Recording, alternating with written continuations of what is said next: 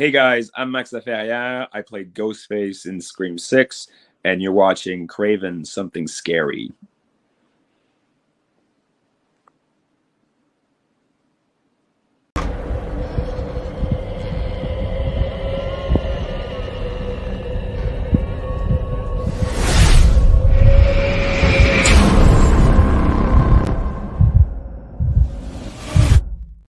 Well, good evening, everyone. Welcome to Craven Something Scary, where it's all horror all the time.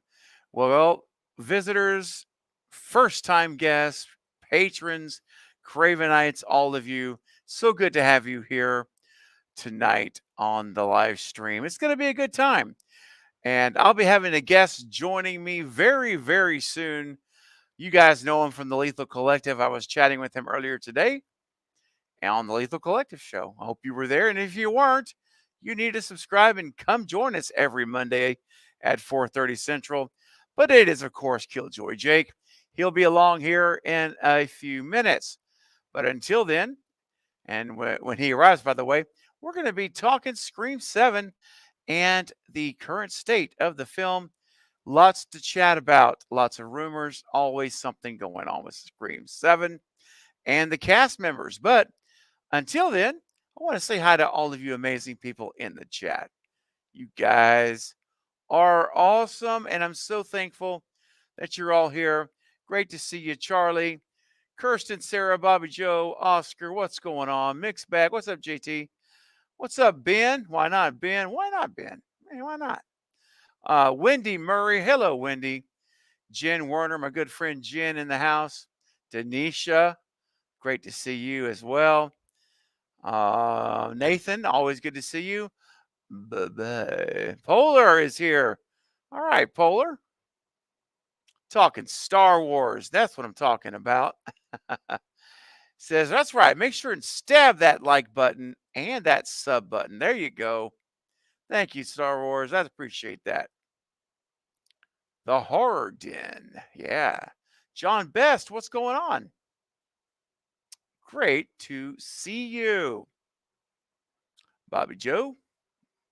All right. Katie from Poppin' the Popcorn Hollywood guy representing the Cravenites tonight. All right. Quentin as well. All right. Great to see all of you here.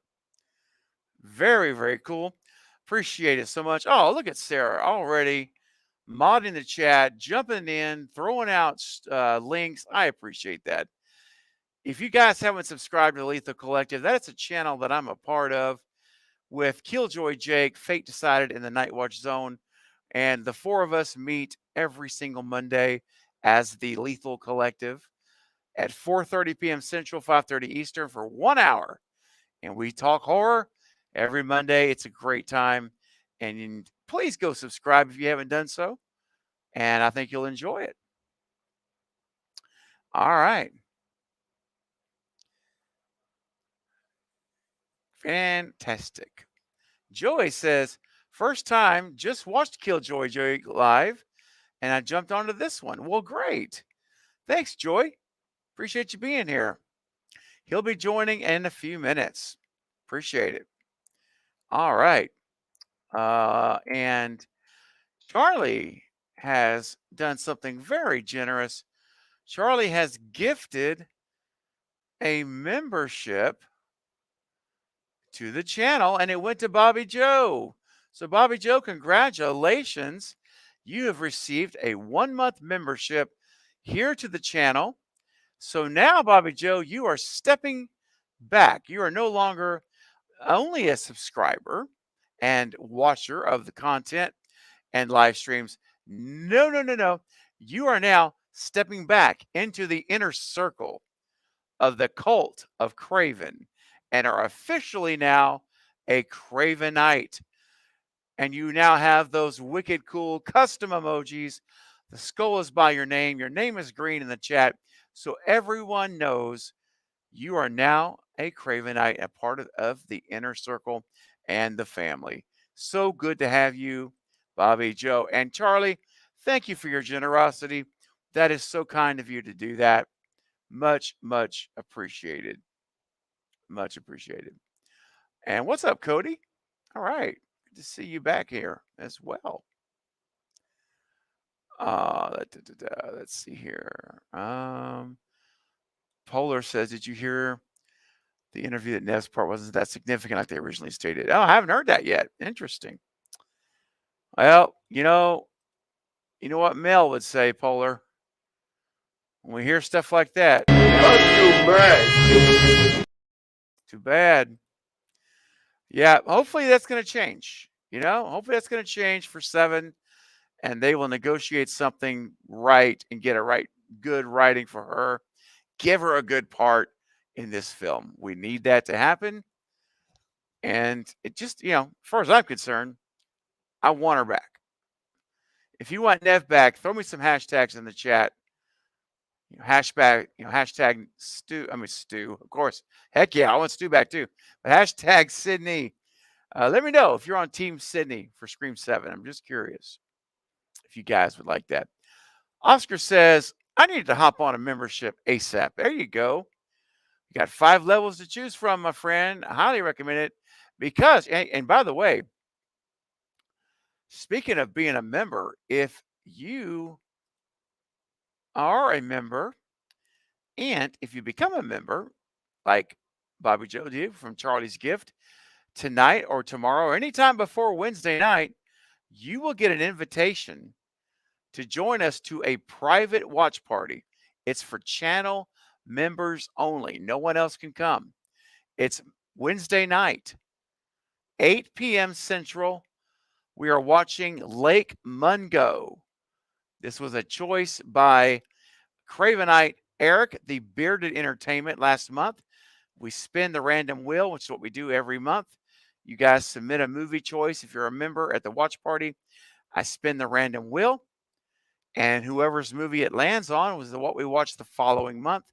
It's Lake Mungo, and Eric will be joining me on the panel on screen as we watch the movie Wednesday night at 8 p.m. Central.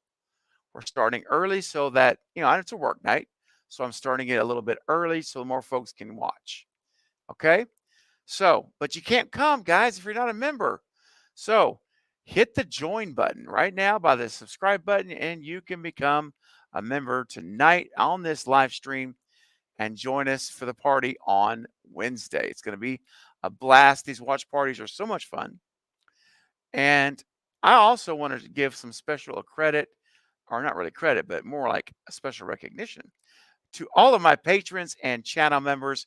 You guys are awesome. So please, guys, before we get into it, pay attention to the screen because every one of these individuals help make this channel grow and thrive every month with their generosity. So here we go, guys. For all my Cravenite. All right. Thanks again, guys. And last thing I'm going to say is I will certainly try to get to everyone's comments. But, guys, we got over 40 people here tonight. It's impossible to get to everyone's comments, especially when Jake joins too. There's just not going to be enough time and enough, just not enough time. It's just not going to happen. And you guys know that. And just don't take it personal. It's not a personal thing, guys. It's just not practical. But I will tell you this. If you have a question or comment that you would like me to talk about or address on the stream for tonight about Scream 7, you do have a way to do that. Simply send in a super chat, and I will move your question or comment to the front of the line. And when I do that, you guys will get right to the front of the line, and I'll get your question right up on the front.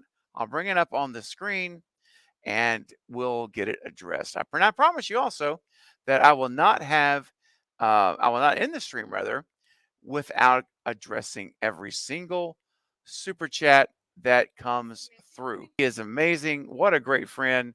Whoops. What a great brother. There he is, the Night Watch Zone. And so Night or Sarah, put a link if you would.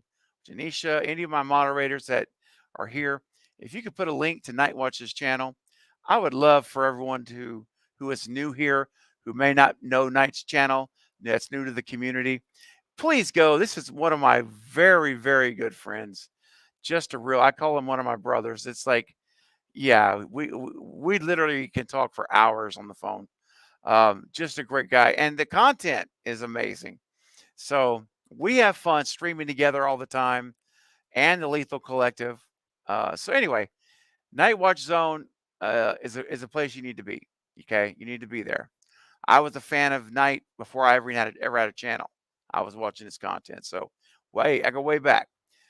And so if you're not familiar with who that is, trust me, click the link to his channel, go subscribe, hit the bell icon, and then after this stream is over, start watching the content because it's going to be awesome. Trust me. All right. Love you, Night. You're awesome, brother. You know it. Hey, what's up, Danielle? Good to see you. Glad you are here. There it is, Sarah. Thank you, Sarah, for putting that up. There it is. Just click that, guys, and you'll be in business. That's right, Polar. Night has amazing content. Absolutely. Absolutely. Jen says I have more Cravenites. Oh, okay. Hold on a minute.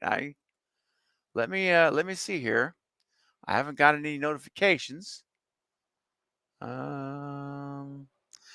Okay, still don't have anything in my notifications. So if I've missed anyone here, I apologize. Oh, I do. I see it. I see it. I see it. Okay.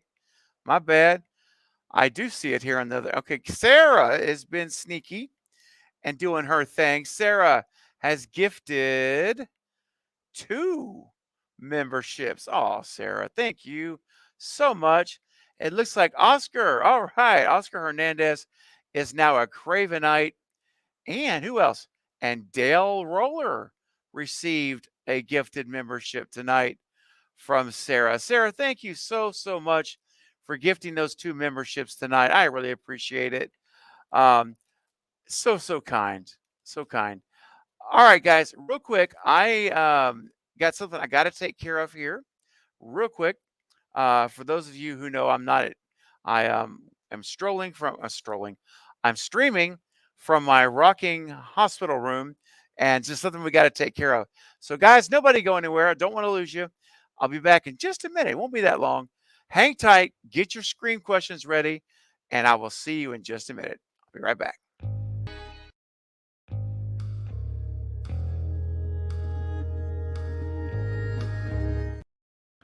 I'll be right back. Hey, I made it. I broke the rules. I broke the rules.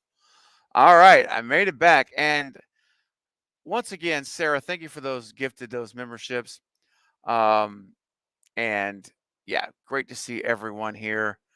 All right, and you know what? Speaking of great to see everyone here, as we were getting ready here and getting stuff done, I have a knock at the door, and my guest has arrived, and I'm very excited, very excited to bring him on the stream. And it's always a good time when we are able to stream. We have he's a very busy guy. He's off doing all kinds of stuff.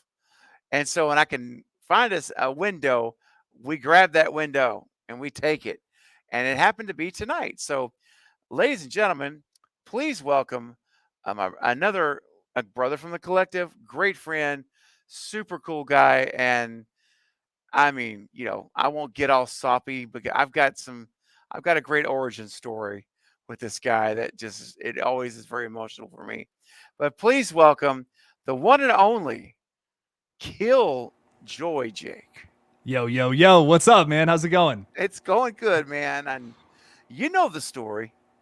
Oh, yeah. I've said it a lot of times. You know what I'm talking about. But, man, it's great to see you. And I'm so glad you finally got into Harvard Law. Oh, You've thank been you. Working so hard for that, dude. Very much so. I'm glad to be here in Boston. It's it's a beautiful city. It's great. Oh, man. Oh, so are you a Patriots fan now and no longer the Browns fan? Have you moved over to the Patriots side of things, or I should be a fan of any other team besides the Browns, honestly. So true. Yeah. Dude, officially, like Harvey Weinstein should have a stake in that team at this point. I mean, Ooh. think about who the quarterback is. That's the only way they could make it worse. I mean, just saying. Yeah, don't get me started, man. I know you're not a big fan of what's his jersey number over there, number Deshaun What's Watson. Yeah, Deshaun, is not. it 10 or 12 or something? I don't know. I don't know. Who knows? I couldn't tell you. I say his jersey number is 0, but yeah. Yeah. But you know what? We're not here to talk football. Us and 50 of our friends are here to talk Scream 7 tonight. And speaking of Scream 7, we've got our first super chat with our first Scream 7 question. Charlie's coming in with the $5 chat. Thank you, my friend. Do you think we will ever have a Ghostface get caught and sent to prison? Now, this is an interesting question, Jake, because some have said that it's already happened. Right? Some have said. Well, yeah, with with Angelina in a past film, maybe she might be dead. Maybe she's still out there. Maybe she was a ghost face. You never know. Very true. And some have also said that was Stu Macher's fate as well. Maybe he's been hanging out somewhere for 30 years and no one noticed him. It's anything's possible in this universe. Anything's possible with a pen and paper and a laptop. Anything's possible. However, I think I think Angelina, if that did happen, I think personally Angelina and Stu are the real most likely candidates, right, for that. Personally, I think those are the two you would go with. I still think for Stu, though, although I know there's a lot of folks who do hold to him being in prison, because that was the original script. Remember, for 3, he was in prison. So I get that, and I respect that. That was Kevin Williamson's plan. But I still like the idea better than that he was faked his death. I think that just makes more sense. It answers the question of why no one talked about him. It just answers all those issues. It just makes it a lot easier, right? So instead of him being in a basement somewhere, like holed up for 30 years, yeah. I mean, it makes a little more sense. It does. I think it does. Yeah. But I'm not. Again, I'm not against the idea of him being in prison. I'm just like, it's just a lot more heavy lifting to do if you're going to do that, in my opinion. I think it's a much smoother path just to say he faked his death. But I also think just like a future Ghostface just getting caught and going to prison, that's just not as fun as having Sam stab them to death viciously. Dude. Like I don't want to see Ghostface in handcuffs. I don't know. I'm not crazy about that. I know. And that's something else, man.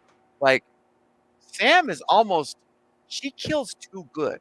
Like, Sam kills so good that I want her to be Ghostface. Me too, man. Me too. I want to see her kill everybody like that. Like, I want to see every kill like that now. And she's spoiling us with just her one kill. And it's like, come on, every other Ghostface, really? That's all you got? You can't even match Sam Carpenter. Yeah, absolutely. I'm just saying, man. Charlie, great super chat clip, and it's possible, but I agree though. I think as far as future ghost faces, I think I'm with Jake. I don't want to see him get caught in prison. I want to see him terminated. I'll use that. I want to see them eliminated by Sam Carpenter, and when they end her, whoever the next hero is. How about Sidney Prescott coming back with some knife action, That would be very cool. Like imagine a Sam and Sydney fight, like right at the end of a movie. I think that would just be so much fun. See both of our final girls fighting each other. Like that would be fucking epic. Oh my gosh. If Sam goes rogue, or not goes rogue, but goes evil, she turns into a full-blown ghost face, and Sydney takes her out. Oh my, can you imagine what a twist that would be? Oh, wow. Yeah. I would love that. All right. Well, Charlie, I normally play crazy clips, but you know what? Since we were just chatting about this clip just seems right to play. So for your super chat clip, we're going to hear from Matthew Lillard talking about his return that almost happened in Scream 3. Here we go. Well, I have an incredible piece of trivia, which probably nobody really knows, that Scream 3 was in pre-production, and I had actually been hired to come back in Scream 3 as the killer. And then when Columbine broke out, they scratched the entire script. They scrapped it.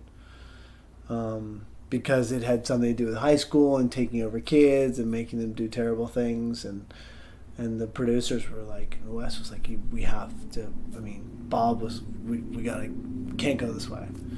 And so I actually was paid to be in Scream 3 and never had a chance to fulfill it. He seems so sad. I know. It's like, oh, I'm telling you. But yeah, I mean, just right there, Matthew Lillard, right there, from his own mouth. You know, it's what was going to happen. We were 3 weeks, Jake, 3 weeks from shooting. We almost got that version. 3 weeks. You know, Craven, even though I'm not on the Stu train, I do agree though that Scream 3 would be way better with Stu as the killer. Like it would work. It would totally work. Like that would work in my opinion. It's too far. You know, it's too far away. Like if we did a new Scream 3 where Stu's the killer, I'm there for it. Like in that timeline, it's the late 90s, early thousands or something. Cool. Yeah. Let's run it. You'd be down for it then. You'd be buying your snacks for the Stu train. Yes. And ready to go. For Jake, sure. You listen, man. I'm the conductor of the Stu train, and you know I respect your views no matter what. But I will never give up my mission to get you back on the train, because you were on the train for a while, and you were there, dude. And so I'm not going to give up on at least trying to bring you back onto that ride, because I don't want you to miss it. That's all. You know, I respect it, man. I respect it. I hope it happens, because there's so many people out there that want to see it happen. So like for that, true. I'll give you that. It is true. Hey, Jerry, what's going on, man? Good to see you. And Sarah is putting links here for me. So guys, if you are here and you have not subscribed, maybe this is the first time you've seen Killjoy Jake by some chance. If that's the case, please subscribe to his channels. Yes, I said channels. Killjoy Jake Loves Horror. There's the link. It's in the chat. Thank you, Sarah. And his other channel, Golgotha. See, I said that right. Golgotha. Yeah. And the gaming channel. So go and check these channels out. Jake's got a lot of great content. Awesome content. Such a fun guy in general. I mean, again, he's like Knight. I've been watching Jake for a very long time, way before I had YouTube channel. And so yeah, guys, please go subscribe, hit the bell icon when you go there. And then after the stream's over, you got lots of homework. You got content for Jake to watch, Night Watch Zone. You got hours upon hours, days and weeks and months worth of content. So you will not regret it. All right. I appreciate it. Thank you. Yeah, absolutely, man. You better believe it. My pleasure. Okay, just going through here. So again, guys, submit your questions in. I'm storing some questions. We'll get to as many as we can. But Jake, let's first talk about some of the rumors. I know we talked a little bit on the collective about it earlier today. So we heard some rumors, a week and a half ago, that Melissa and Courtney had signed on. And now we're hearing more recently that Courtney's not going to come on or be in the movie. And again, these are all rumors, guys. So remember that. This is grain of salt stuff. But so what is your take on Courtney Cox, dude? What do you think is going to happen with her? She's an executive producer. So what do you think is going to happen, man? It seems like she's very excited to do new movies in this franchise. So that was kind of really shocking to me when I heard that was a rumor. Once again, maybe this is all smoke going up our butts, but if there's any truth to it, I wonder like why that would be. It like maybe there's something behind the scenes we don't know about. Like that is the only way I could see her not wanting to be a part of the franchise. We know Neve Campbell didn't want to come on for 6 because she didn't get paid enough. There's a reason. But if this doesn't happen, I'm questioning what's happening behind the scenes. Like that makes me worried that something negative is going on. They're taking it in a direction that maybe she doesn't agree with. And if anyone knows the franchise really well, who's currently still alive, it is absolutely Courtney Cox, Neve Campbell, Kevin Williamson. I just hope that whatever's actually going on, if this is all true, not true, whatever, we just get a good movie, whatever whatever the product ends up being. I just hope it's good. I hope we get to see Sydney back. That would be great. If Gail's not in the movie, it would make me sad, but I also have the complaint with Scream 6 that I feel like there's too many returning characters. So, it's tough. It's one of those things where I'm like, I don't want to just cut Gail out of it, but like if that's what we have to do to tell a good story, I don't know, maybe that's what we have to do. I love all these characters. I would love to see Kirby again too, and a lot of the core 4 members, but I also don't want it to sacrifice other great elements of this franchise, like the mystery element that I feel like did kind of get sacrificed to make the last movie work a little bit. Well, there's one character we know we won't see coming back, and it's going to be this Amber Freeman. I always keep the sourpuss face because sometimes a picture speaks louder than words. So I think that says it all. But yeah, man, I'm never deleting that picture from StreamYard. I don't care how much space is taken. It's going to never go away. But no, seriously though, man, I just had a little fun. But yeah, give us a good movie and give us Sidney Prescott. Pay the woman. Okay. Pay her. Look at the situation we're in right now. Because it's all about money. No one's get paid these people what they should get paid. We got the writers out there. We've got now the actors, performers, for TV and movies. It's both. So we're at a point in the industry, man, that is not unprecedented, but it's been since 1960 that we've seen the Writers Guild and the Screen Actors Guild strike at the same time. It's a long time. So, how do you feel? Because you're an aspiring filmmaker, independent filmmaker. And by the way, guys, if you haven't seen his Scream independent fan film, Red Right Hand, what are you doing? You got to go watch the movie. It's fantastic. I loved it. So even before it was made, I helped. I was a producer. Okay, so I'm trying to say that's how much I believed in it, and so you got to go check it out.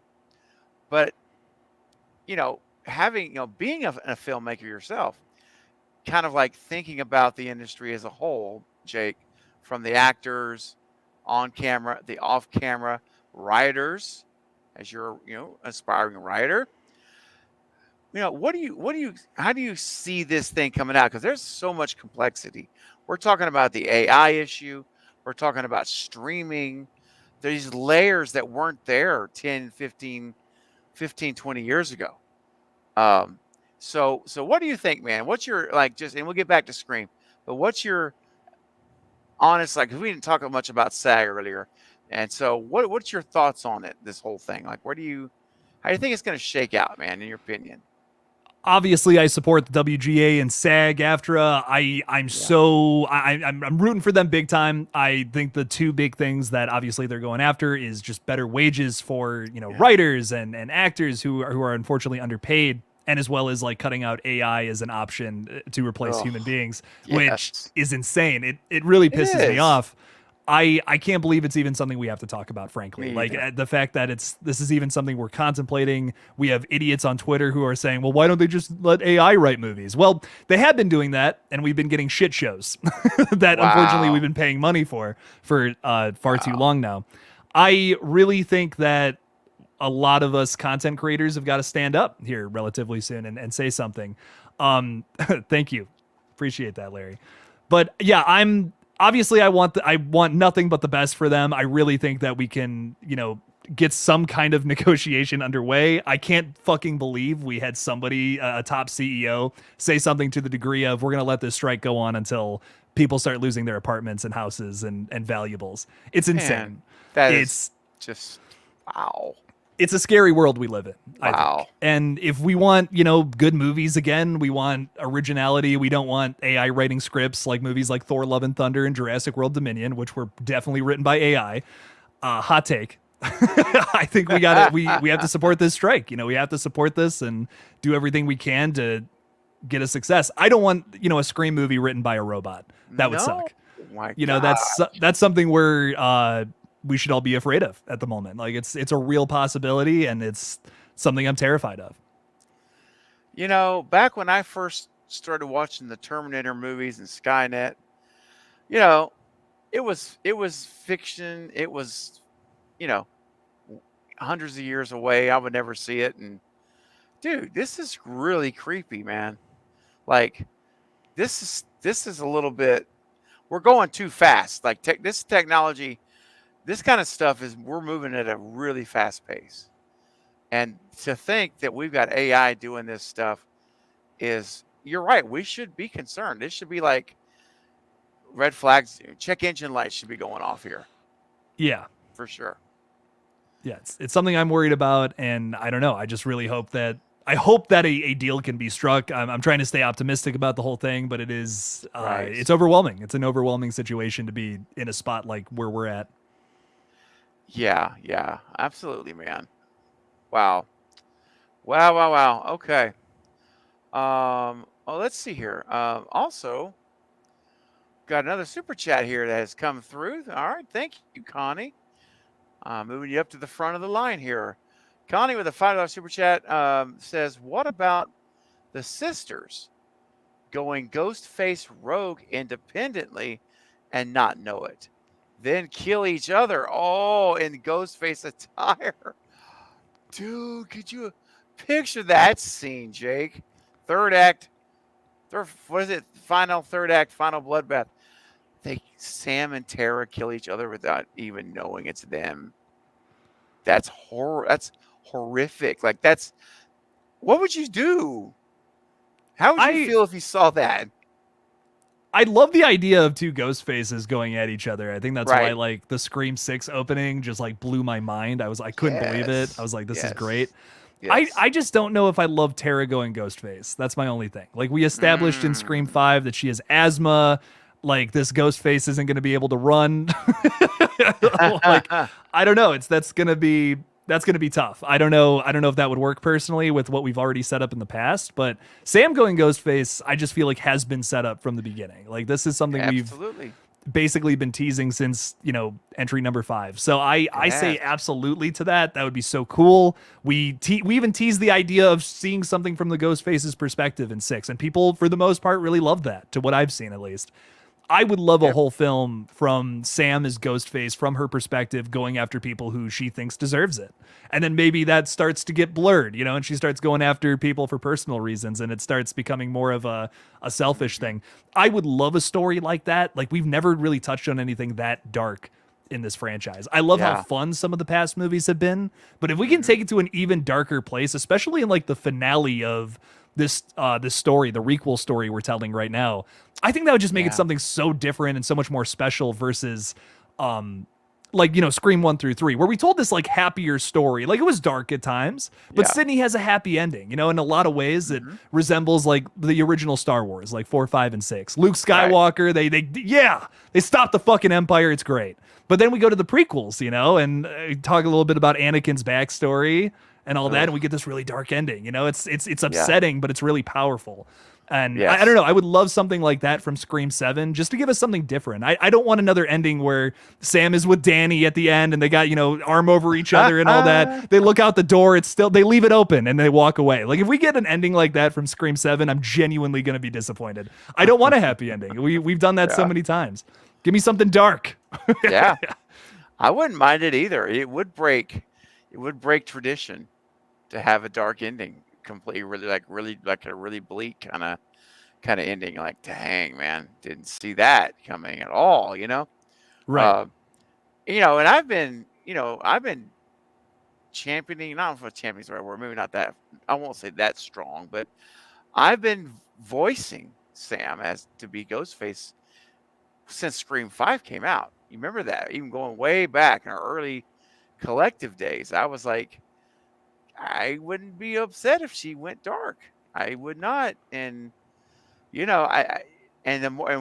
we saw her in 6, man, that kill again, my favorite kills of the last 2 movies have been Sam Carpenter's kills. They have not been the Ghostface kills in the movies. They've been hers. And that should tell us something, man.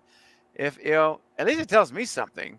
If my favorite kill is not from one of the Ghostface killers, but it's from my final girl, we need to consider some role changes because I want to see her. Like I told you earlier, I want to see her in costume, taking out 7 or 8 people in a movie.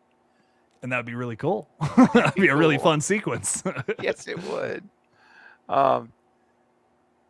Kirsten says, I agree. Sam's kills are my favorites. Yeah, me exactly. Yes. So real quick, I want to play a super chat clip here for Connie. Connie, thank you for your super chat tonight. Seriously, it really does help the channel out a lot, and we're very glad to address it. And it's a great thought. It's a great thought. Jake, I know it's the same on your live streams. Sometimes, the audience in our community, they have such great ideas, right? And they have Absolutely. such great ideas. Jake is frozen. I'm frozen? You're frozen, but you can hear me, right? Oh, there you go. Okay. Oh, okay. As long as you can hear me right now. There. It's choppy. go. I don't know what's going on right now. Maybe it's Sam Carpenter chopping through. I don't know.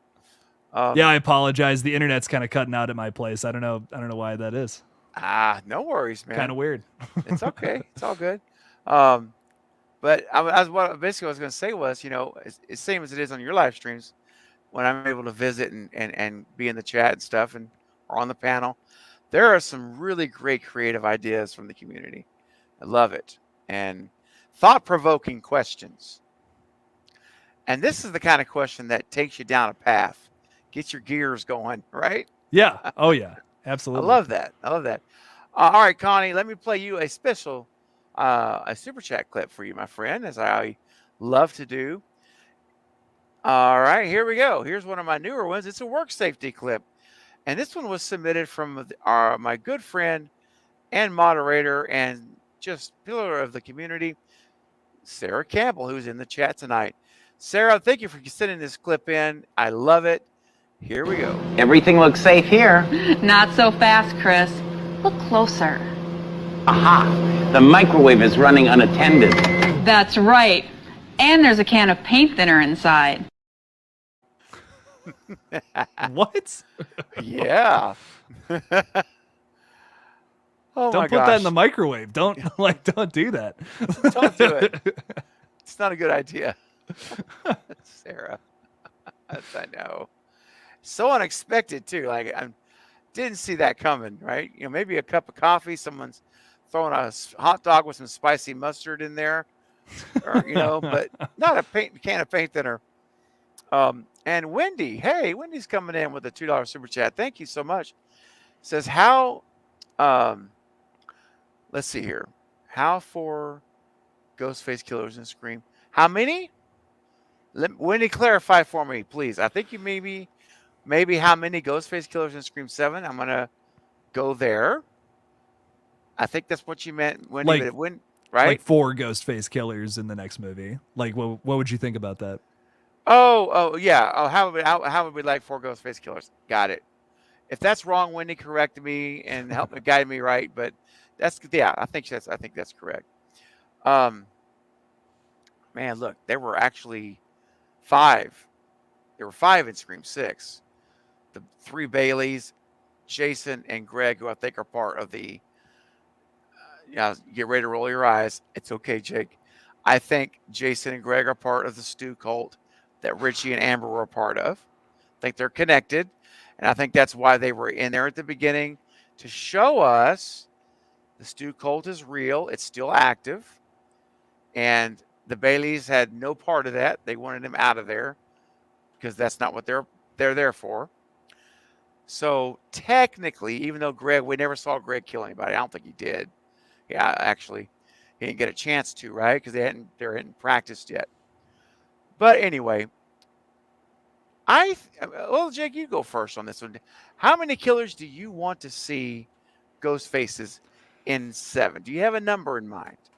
You know, before I saw Scream 6, I was so about like, let's do like 100 killers. Let's do 3, 5, 7, you know, whatever. Let's try something else besides 2. I want to see what that relationship's like. And seeing like 3 ghost faces at one time getting revealed, it almost felt like overwhelming. Like it was just too much, Okay. and there wasn't enough like character development from like some of the kids, especially like Wayne.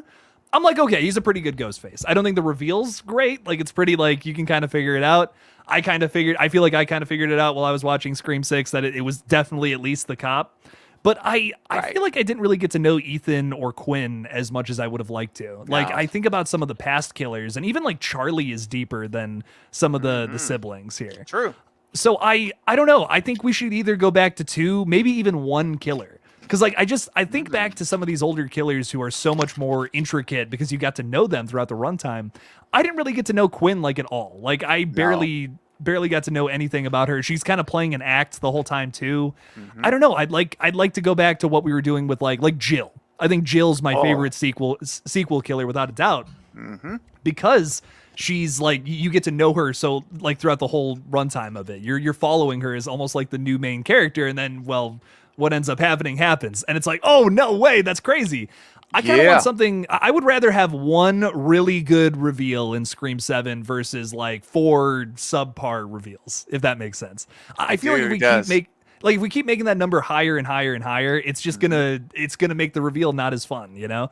Like the reason 2 killers works so well in that original film is because you're thinking it's Billy Loomis. It's Billy Loomis. It's definitely Billy Loomis. Yep. But it's Billy Loomis and Stu Macher. Oh, you know, that's okay. That's a twist. I love that. Never saw it coming. Exactly. So like I think that's what we need to replicate that in the next movie. Like if it was just 1 killer again, I feel like that would be pretty fucking sweet. I don't, it's just gonna be tough to do that much backstory on 4 different characters. Just like it was too much to fit that in for 3 characters, you know? So I say we go back to 2, maybe even 1 for the next film. Yeah. Yeah, I think I agree with you, man. I think 3. Now here's the thing. I don't mind there being 6 or 7, 5, 6, 7 killers as a cult, but I want there to be only 1 or 2 central characters. Like, yes, I agree. You know what I'm with saying? That. Yeah. So you spend your time with the 1 or 2. The others are peripheral people that we don't know, but it doesn't matter because they're just part of the cult. They're just bodies who are here to kill for these people. Yeah, it's like that's right. Yeah, it's a cult. Yeah, 100%. Yes. That I would be good with. Other than that scenario, I'm with you, man. I think 2, for me, 2 is probably the magic number. Like, you know, because that way you do have a chance to get to know them better, to have more exposition. Because how much exposition can you have when there's 3 or 4, and you have a 20 to 25 minute third act, maybe 30 minutes tops? It's not a lot, right? So, I mean, you could do it with 3, but I do think 2 is probably for me what I would want, or 2 and like 4 others for a cult members that are just killing people. Yeah, great question, Wendy. Thank you for that super chat, and I just want to say hi to Jason, Chocolate Ice. What's going on? Always great to see you guys here. All right. And my good friend Marcus from I Shot Him 6 Times. It's always good to see you too, my friend. And not only that, Marcus says, I'm going to get in on the action, sitting in a $2 super chat. Marcus, thank you, bro. That's very kind. Emojis in my eyes when Sam gets her murder on. Yeah, buddy.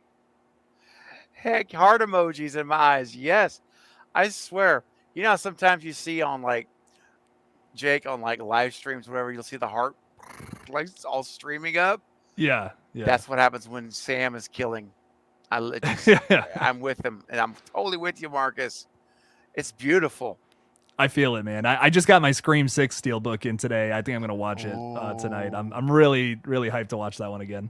Dude, that's a listen, man. I'm being dead serious. You think about it. You can let me know after the stream. I know it's late. If you want to do a Scream 6 watch party, heck, I'll do it tonight. I don't even care. You just let me know. I'll let you know. Let me know. You just let me know, buddy. Thank you, Marcus. That's so sweet, kind of you, my friend. Thank you for your support and friendship. And you know what else I messaged you about, bro? Thank you, man. Thank you, thank you. All right. And hey, Ethan. Speaking of Ethan the GOAT, coming in with a $10 super chat. All right, man. That is very generous of you, my friend. I really do appreciate that. Thank you. Says 7 needs to be the darkest Scream film. 6 was a feel-good movie. So we need, listen, if Chad, you know, well, let me just read it. I want to come back to that. 6 was a feel-good movie, so we need a complete swing in tone. 2 of 4 of the core 4 die. And it'll be Sam and Tara in one of the saddest sequences in the franchise, in my opinion. Whoa, the twins are the only survivors. Oh, that's dark. That is like, bro, that's next level dark. If Sam and Tara die, though, like, Dude, I'm like, where does the story even go? Like, I feel like it's like that moment in over. Terrifier where you get like both of the main people you've been following die halfway through, and then the story's kind of just like, well, we got to kill the rest of these side characters now. Like, I don't know. That would be tough. I don't know how we'd be able to do that. Like, do we just shift focus onto like Chad or something? You know, like I don't know. It's tough to say. And that poor guy's got his 24 stab wounds. Yeah. I don't know how he's gonna walk in Scream 7 without, like, seriously. Well, so a couple things. I want to go back and kind of take this in pieces, right? So darkest film, I'm okay with that. Like overall, that could mean it could be a lot of things. Of course, I know what he's talking about here, but Scream 6 was a feel-good movie. Yes and no. Jake, I want your opinion. I think Scream 6 had a much more kind of a darker, more brutal tone than we've seen in a little while. Not to say that some of the earlier movies didn't have some moments too. Scream 4 certainly did, but I felt like it was a little bit more of a aggressive tone, darker a little bit. Certainly Max Laferriere, the way he played Ghostface, brilliant in my book. Yeah. I think one of the very best actors in the costume that we've seen. And it felt more aggressive. It felt more intimidating to me. Yeah. Oh yeah. No, I totally agree. I think this was one of the most brutal ghost faces we've ever seen. Yes. On top of that, I feel like you have emotional deaths with characters that you just met. Like Annika's death is really emotional, and I don't like. It's so weird. I love this movie so much, and like I would have given it a 10 out of 10 if it wasn't for like the killer reveals, because I think like everything is exactly what I've wanted from this franchise for such a long time. I've always wanted it to get way darker and like just try to do something like more vicious, more brutal, make Ghostface less of the like I feel like when you think of Ghostface, you're like you think of these movies and you're like, well, yeah, he's a great killer, but he's not as vicious as like Jason or Michael, you know. But this was the movie to be like, no, Ghostface is actually like the most vicious out of all of them. And I've always felt that way, but I've always felt like they could step it up with Ghostface. And this was the first movie where I'm really feeling that. Yeah. And I love that about 6. But the ending just doesn't match the tone of the rest of the film. You know what I mean? It's way too happy. You get this Demi Lovato song, and it's like we're walking off into the sunset. It's just right. It's like jarringly too happy. You know what I mean? It's like I wish it was just a little more like depressing. Like if Sam like broke down into tears or something at the end, because it's just too much trauma to deal with. She's just a little too okay at the end of it. You know what I mean? Just a little too like yeah, everything's fine. It's all good. I wish it was just a little darker. People screaming and crying and shitting their pants at the end. You know? Kind of like when she drops the mask, right? Yeah. And then Tara, she walks up to Tara, and Tara's got the little smile when she was walking. Remember that? She got this like a little grin. Yeah. Yeah. I know what you mean, man. Yeah. So But, I don't. yeah. It's tough to say that it's a feel good movie because like I think Right. at the end, sure, yeah, it does swing that like real hard to the left, but It does. It for the does. majority of the movie, I'm like freaking out because it's so dark. So I don't know, that ladder sequence, the Gale chase and almost kill is great. Mm-hmm. Yeah. I don't know. It's really tough to pinpoint that one. You can't put Scream 6 in a box is my point, I guess.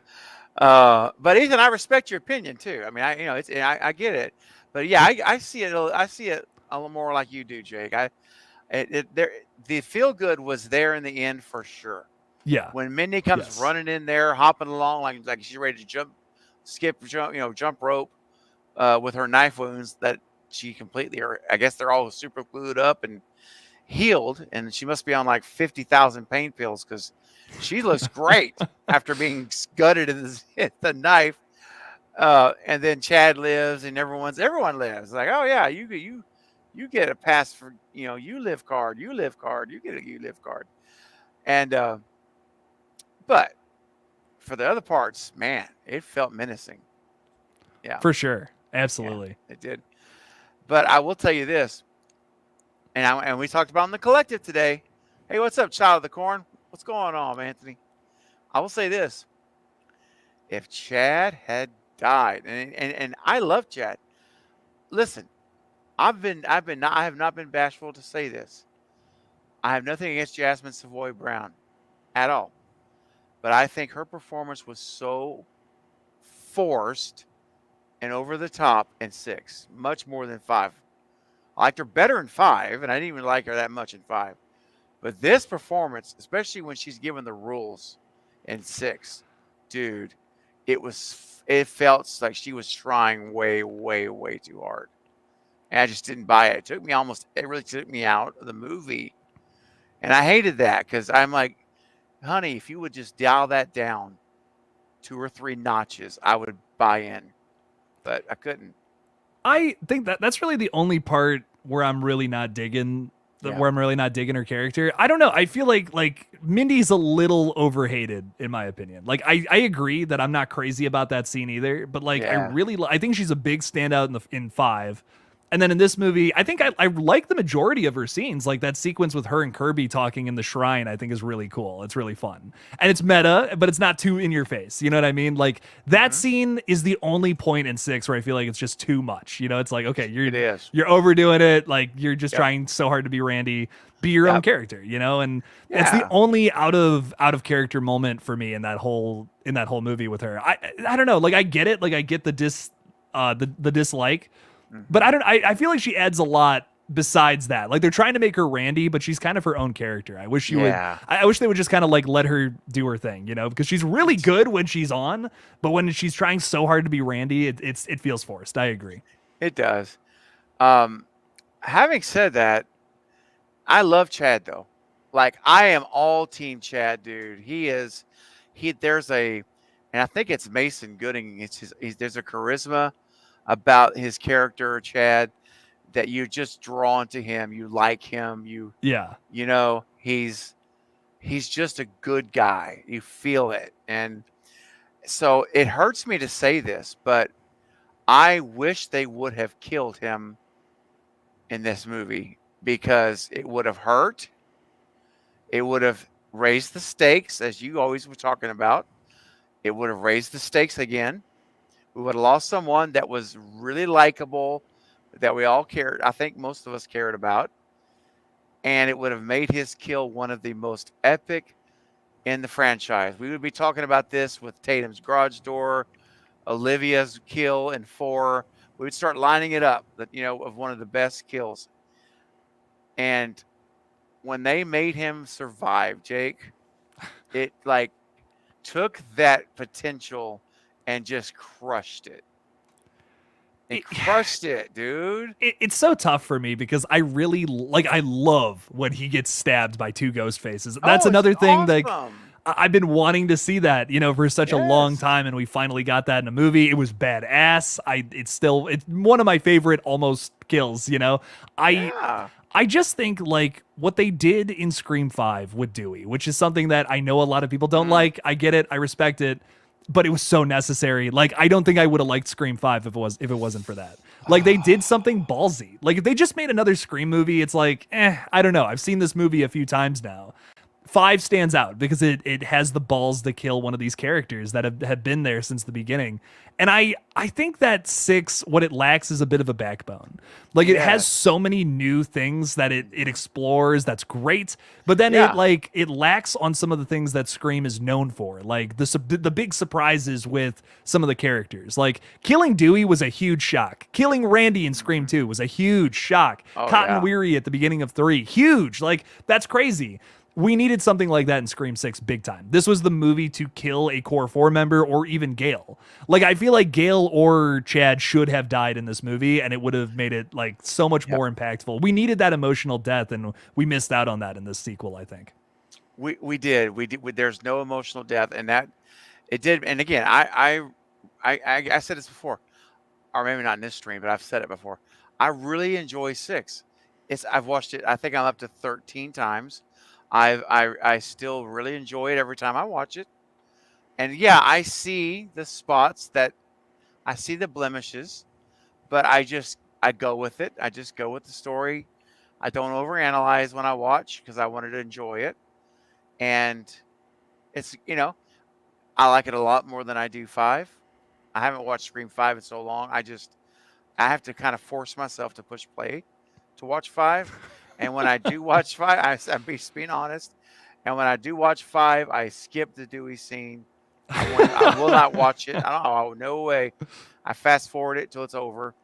But anyway, yeah, I just kind of avoid 5. I just kind of, I mean, I respect it, but but I just don't. And it's not bad, but it's just not for me. 6, that's a fun movie.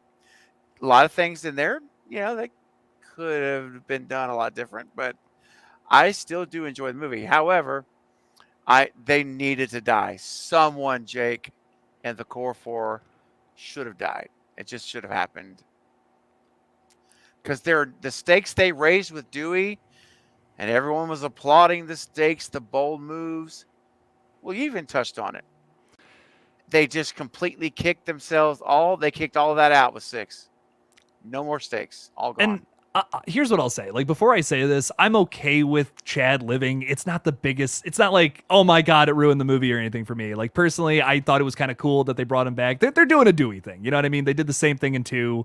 It's not that big of an issue. But I just think if we had that emotional death from the Core 4, like from one of the Core 4 members in this movie, it would have been so unexpected. So many people moving into this movie were like, oh, this is going to be Gale's movie. They're going to do the same thing to Gale that they did to Dewey in the last one. They're going to kill her. Yeah, so... right. I thought it would have been great if they left her alive, like they teased you. They're like, oh, we're going to have this big emotional death. And then they don't, she lives. It's like, oh my God, she's alive. That's great. We got that moment of like, yes, she's safe. Thank God. Oh my God. And then immediately right after that to have Chad die would be fucking heartbreaking. I mean, that would be awesome. That would be so like, that's why I go to movies. I want that emotion. I want to feel something. And I felt like so devastated in that moment because I'm like, they fucking did it. They killed my boy. They killed him. I was so upset and so sad. And then to see him alive again, I was excited. I was like, oh, thank God. But as I watch it more and more, I'm like, that's the weirdest double beat I've ever seen. Like to have Gale almost die and then come back, and then have Chad basically die on screen and come back. They just did the same thing, but like times 10, with Chad. And I feel like if they would have actually killed him, it would have been way more impactful. Like I really like Chad. He's one of my favorites from the Core 4. And to see him go like that would just be so upsetting.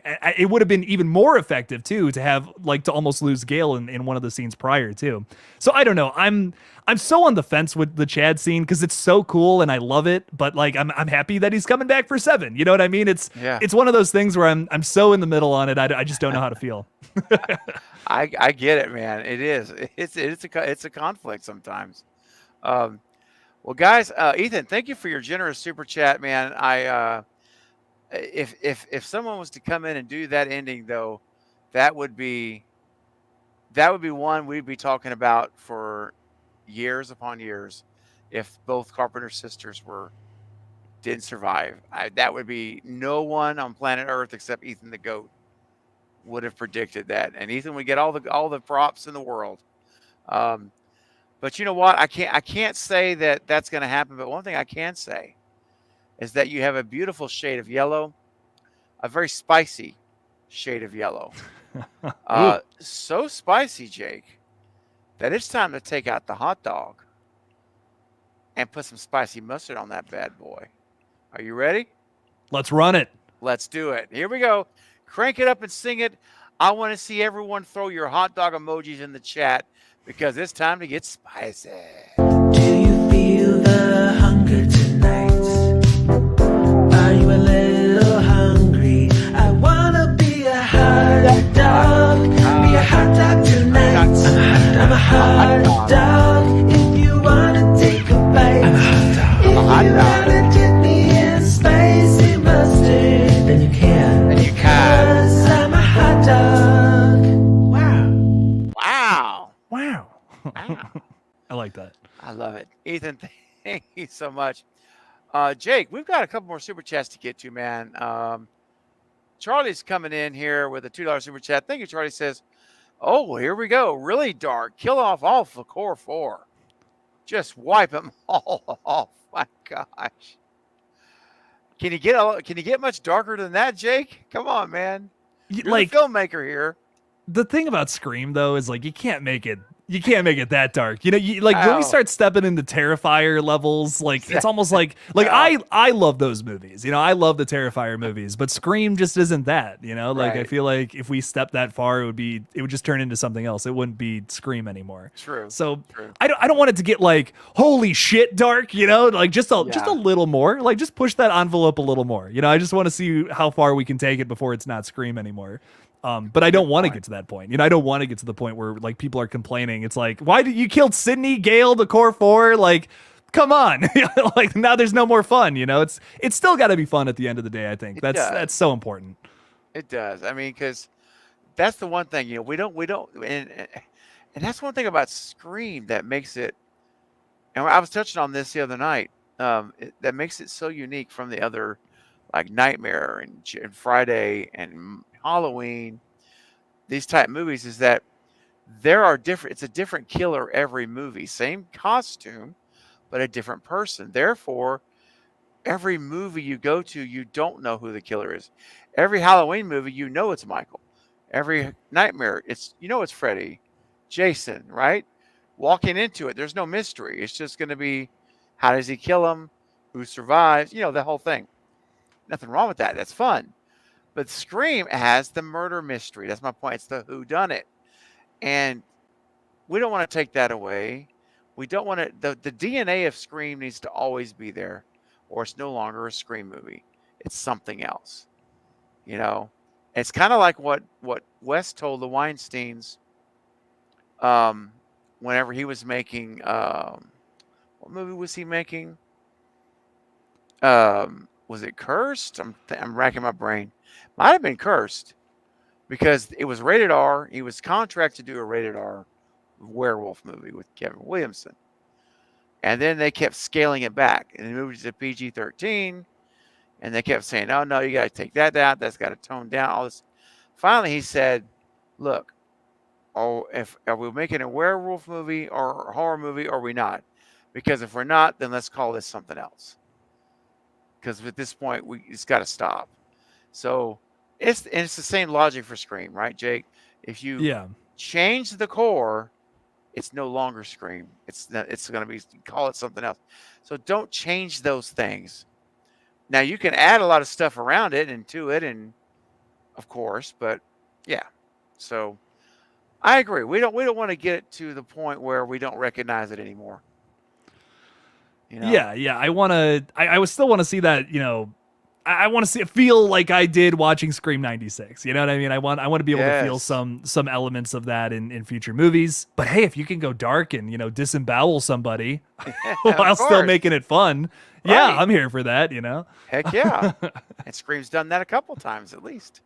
Absolutely. So, and hey, Marcus coming in with a $5 super chat. All right, buddy. Says, all I'm saying is I found something in 6, okay, that makes the Gale for Ghostface in 7 theory more plausible than ever before. P.S. You're welcome, bro. #family. Yes, buddy. Fist bump. Well, that's an interesting. You found, okay. Well, obviously this is the tease. So Marcus, let us know when that video's up, because I am very curious what you found. I've never been a fan of any of the legacy cast being ghost faces. Dewey, Sidney, Gale, Randy, any of that. However, I'm curious. I'm very curious. So I will be watching that, my friend. And everybody, if you haven't subscribed to my buddy Marcus's channel, there it is. I shot him 6 times. It's great content. He's full of passion. Just an awesome man, awesome friend. And he's going to be on my channel tomorrow night. Well, by the way, real quick, I'm going to plug that really fast, just while it's timely. Tomorrow night, it's going to be live horror talk with Ghostface Fanatic and Marcus from I Shot Him 6 Times. They'll be joining me at 8 p.m. tomorrow night Central, and we're going to be talking horror, man. It's going to be loose, free form, and we're just going to be talking Scream. We'll probably be talking a little bit about Marcus's clue that he found. So come tomorrow night, 8 o'clock. It's going to be awesome. And then, Jay, guess what's going on Wednesday night here? What's going on Wednesday? On Wednesday, for channel members only, it's a members-only watch party. And we're watching. I'm gonna ask you if you've ever seen this, because most of us on the channel, not everyone, of course, have not seen it. It's called Lake Mungo. Have you seen the movie? I have seen this. I have seen this one. All right, because we've heard people have heard that it's a very scary movie, and we know nothing about it. I have not even read the synopsis, dude. I'm going blind so that it'll be a surprise. And 8 o'clock on Wednesday night, Central Time. If you're a channel member, folks, you'll get an invitation, and no one else can join. It's a members only link. It won't work if you're not a member. You'll come in. We're going to watch the movie Wednesday night at 8. So, just without saying anything, I shouldn't even ask you. I should just let it go. Can you say anything that's not giving anything away? I don't know. Well, here's what I'll say. I didn't find it scary at all personally. I don't. This is a movie like the Blair Witch Project, where it's like it's people. It's not like the Blair. I don't know. It's really tough to explain, but it's like they're in a documentary style telling you the story of something that happened, it's almost like it's almost like having a buddy explain to you the events of a horror movie versus like actually watching the movie. Like you don't. I don't know. I didn't really care for it, because it's kind of like just having someone explain the plot of a movie to you versus actually watching it. Like I wish they would have made a movie about the thing that they're talking about, because it's a really cool idea, which I won't spoil, but it's just I don't know. I just didn't find it very scary. It's like if I were to tell you, girl gets cut in half and starts pulling all the organs out of her. I don't know why I'm obsessed with disemboweling people tonight. That's just in the vibe. Like if I tell you that, you're not shaking in your boots, but if you were to watch Art the Clown do that on screen, you might be, and see fucking real organs coming out of somebody. I don't care. I didn't care for it at all. Like I turned it off personally, but I hope you enjoy it. I hope you and everybody else enjoys it. Well, there you go, guys. We're going to, I'll be curious to see when it's over, how we feel about it, if we're lining up with Jake's ideas and if we feel the same way or, I don't know. Well, thanks for that. Thanks for the feedback. Some people love it. Look, that's all I'm going to say. Some people absolutely dig it. They're like, this is great. I'm so glad this movie exists. So maybe you'll dig it too. I just couldn't get into it personally. Gotcha. Okay. Hey, that's fair, man. Well, that's what, like I always say, that's why Baskin Robbins has 31 flavors. So, yes. That's all right. All right. So Marcus, for your super chat clip, man, let's stay safe at work, buddy. Okay. We got to stay safe at work. Here we go. Always stay careful what you do. Oh, wow. Let's try that again.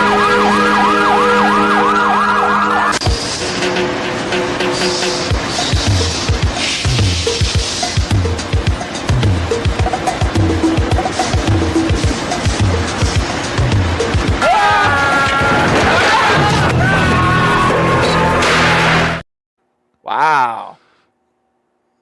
Dude. That's What do you think about that, Jake? Where do you get these? Like, every time I come on to you, you always got a crazy new clip or something. I'm like, damn. I have folks that help me out, send me clips, then I go find some. It's a combination of stuff. It's all over. It's teamwork. It's what it is. Oh man. Okay. Let's see. I think we've got couple more super chats, Jake. Gonna get these to the front of the line. Hell yeah. Child of the Corn, Anthony, what's up, my friend? $5 super chat. Thank you. It says I like Scream 4 much better than 5 and 6. Hey, Scream 4, that's my second favorite sequel. So, I mean, no. It's my most favorite sequel, excuse me. Was not like that 4 months ago. Scream 7 needs to be dark, but yet sleek. Don't waste Sid's character arc, huh? Yay. Jake, yes, right? That's huge for both of us, too. I know it is. Don't waste her arc. Bring her back, but give her something to do. Yeah, I mean, if Ghostface isn't going after Sydney, I don't want her to be in the movie. I don't want what happened to Gail to happen to Sydney. You know what I mean? Like, I don't see why Gail was even involved in the last movie, and it makes me kind of sad. I wish she had more to do in that movie. So I feel the same way about Sydney. Give her something to do. Give her, make her the focus of the killings as well as the core four, and it's fine. That's like that'll work. Yeah. It just seems like our new Ghostfaces don't really care about the legacy characters as much. So that's kind of why I'm like, we need a Ghostface killer that's going after everybody. Like, if we can make that happen, it works, That's right. Yes, make her presence be worth being there. Like, not just like a standby in the she's in camera view, walking around supporting her. No, man, this is Sydney Prescott. She's awesome. This is Nev Campbell's. Man, she's great. I'm watching her in Lincoln Lawyer. I'm almost done with season 1 on Netflix, and she's got a kind of a supporting role there, but she still has a lot to do. She's fantastic.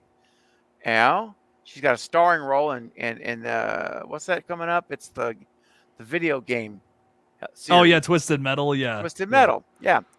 So, anyway, she can still act.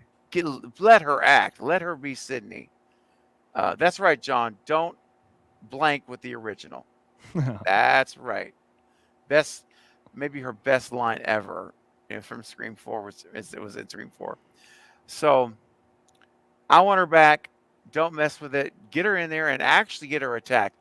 Actually have her actively focused on again, have her. And I always say it like this, those shows, Jake, that are on like some of the crime shows, if you watch any of those, they'll have 2 cases running on the show at the same time.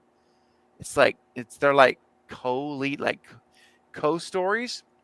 So you'll have one story running over here, they'll check on them, they'll investigate and do their stuff, then they'll flip over to the other case. And those group of people are doing their investigating. You know what I mean? Right. You can do it that way. You can have Sydney and the Carpenter sisters both co-leading the movie and do it. You can do that. Totally. So now, how do you feel about Scream 4 over Screams 5 and 6? I'm just curious what your take is on that. Scream 4 is still my favorite sequel of the franchise. Yep. That's totally fair. I think is. 4, 5, and 6 are competing for my top spot, like sequel wise. Like look, the one's always going to be the best. I mean, oh yeah, it's a perfect movie. I don't think this is probably a hot take. I just don't think any of the sequels compare to the original. Like, I love the sequels; they're fun, but one is a 10 out of 10. And I think, I don't know, some of the sequels they're good, but every one has like a flaw. You know what I mean? A big flaw in my opinion. And I love 4. It's maybe my favorite sequel too. It was my favorite sequel for the longest time before I saw 5 and 6. But yeah, man, it's tough to say. It's all very close. All of them are very close in my opinion. Telling you, dude, 4. It's just did a watch party last week. Yeah, it is. Yep, I did a watch party like last Wednesday or Thursday and on Scream 4.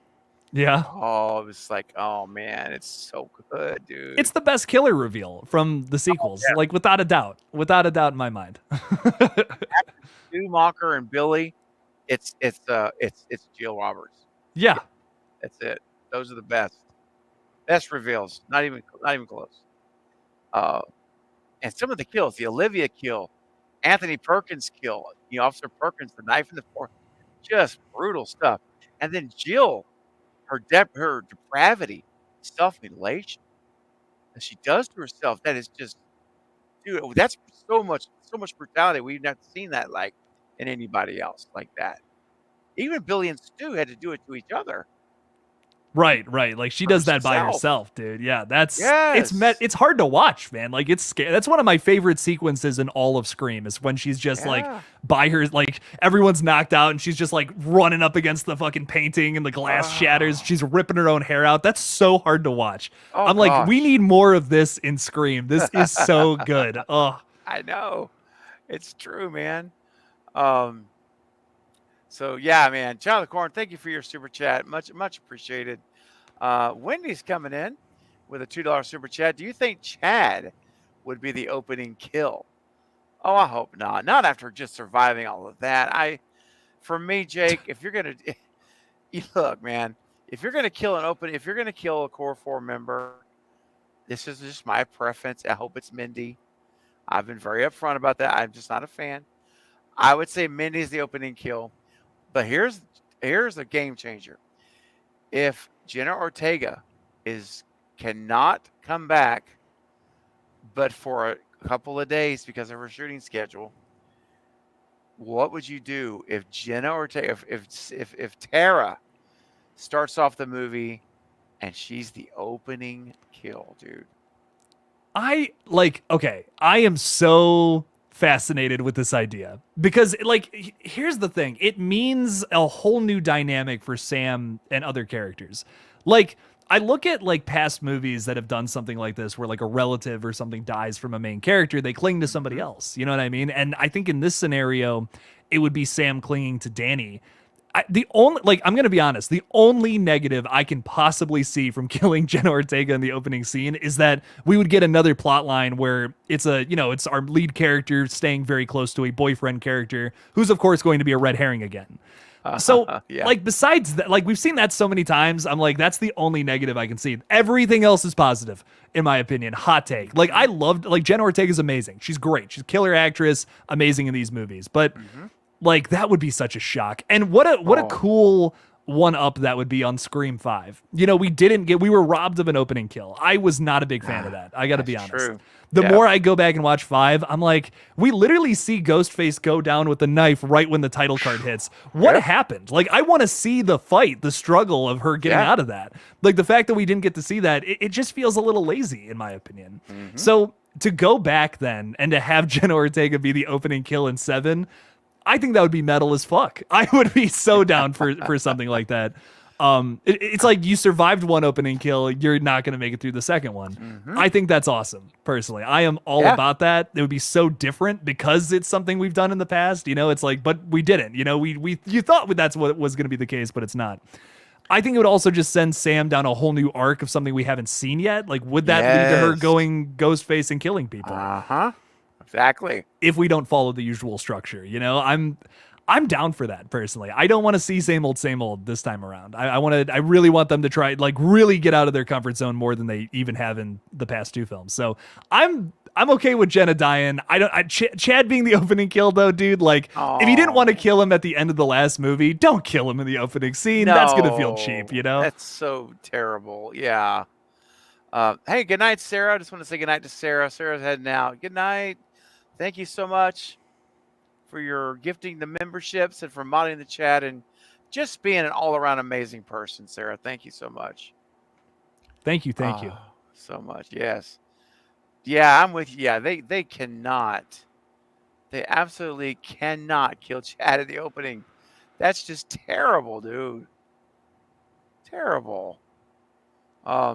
I'd be so sad too. I'd be like, no, Chad, come on, man. Yeah. I mean, I know fate wouldn't be with me, but I'd be standing up saying, "What are you doing?" What are you doing? Man. Oh my gosh. Thank you so much, Wendy. Yeah, let's hope not. I hope anything's possible, but I hope not. Tara would be jaw dropping. Jaw dropping. Craven, I'm so sorry to do this to you, but I have a very, Yeah. very, very important phone call I have to take in like Go 5 minutes, ahead. and I think I got to get off the stream. But I will. man, don't Thank worry. you for having me on. I'm so sorry about course. all the last minute weird shit, which we'll Yeah, talk it's- about more offline. I do want. Yeah, I actually do want to kind of talk to you about that offline. Yeah. I'm getting on the phone with somebody about it right now, and I'll keep Okay. you totally updated. I don't know how late you're gonna stay up, but yeah. Yeah, there's a good chance I'll still be streaming even when you get off the phone. Cool. So if I'm still streaming when you got the phone, you're welcome to come back. If I'm still Awesome. here. I'm gonna be up all night. Okay, Game yeah. plan and all that. So cool. We'll Sounds talk soon good. though, man. Yeah, for sure. Thanks for coming, Jake. Guys, Thank you for go having me on. subscribe to him. You're welcome, buddy. Go subscribe to Killjoy Jake. You're gonna love it. And thanks again, man. This was a lot of fun, buddy. Absolutely, man. It was really always a pleasure coming on. I got to come back soon, man. Yes, very soon. We'll make it Absolutely. happen. Cool, All cool, right. man. All right, talk soon. Talk soon. Good night. All right, so we'll continue on, guys. This is having a good time. Getting in. Jake's a great guy. He's such fun times hanging out with him. Okay, and Wendy with another super chat. Thank you, Wendy, for $2 super chat.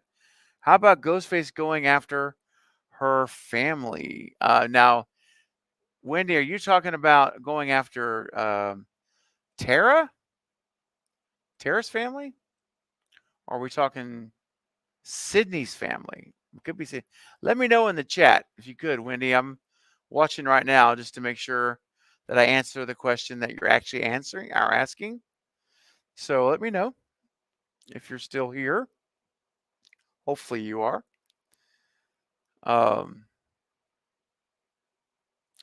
And let me know. Yeah. Cool. It's a good time. Denisha says, Craven, I'm here to moderate. Thank you very much, Denisha. I do appreciate that. Okay, Sydney's family. That's what I thought. Okay, thank you. Yeah, that honestly is one of the best ways, in my opinion, to get Sydney back into the fold. It's one of the ways. It's not the only way, but it's definitely one of the ways to do that. Because if you attack her family, or as Detective Bailey would say, yeah, Marcus, yeah, absolutely. Yeah, that'd be awesome, brother. That would be cool. We can continue the discussion. Yeah.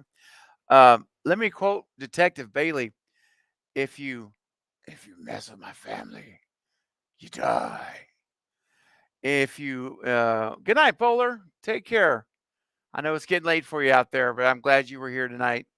And I hope you'll make it tomorrow night at 8:00 for Marcus and Ghostface Fanatic joining me for some horror talk. It's going to be great.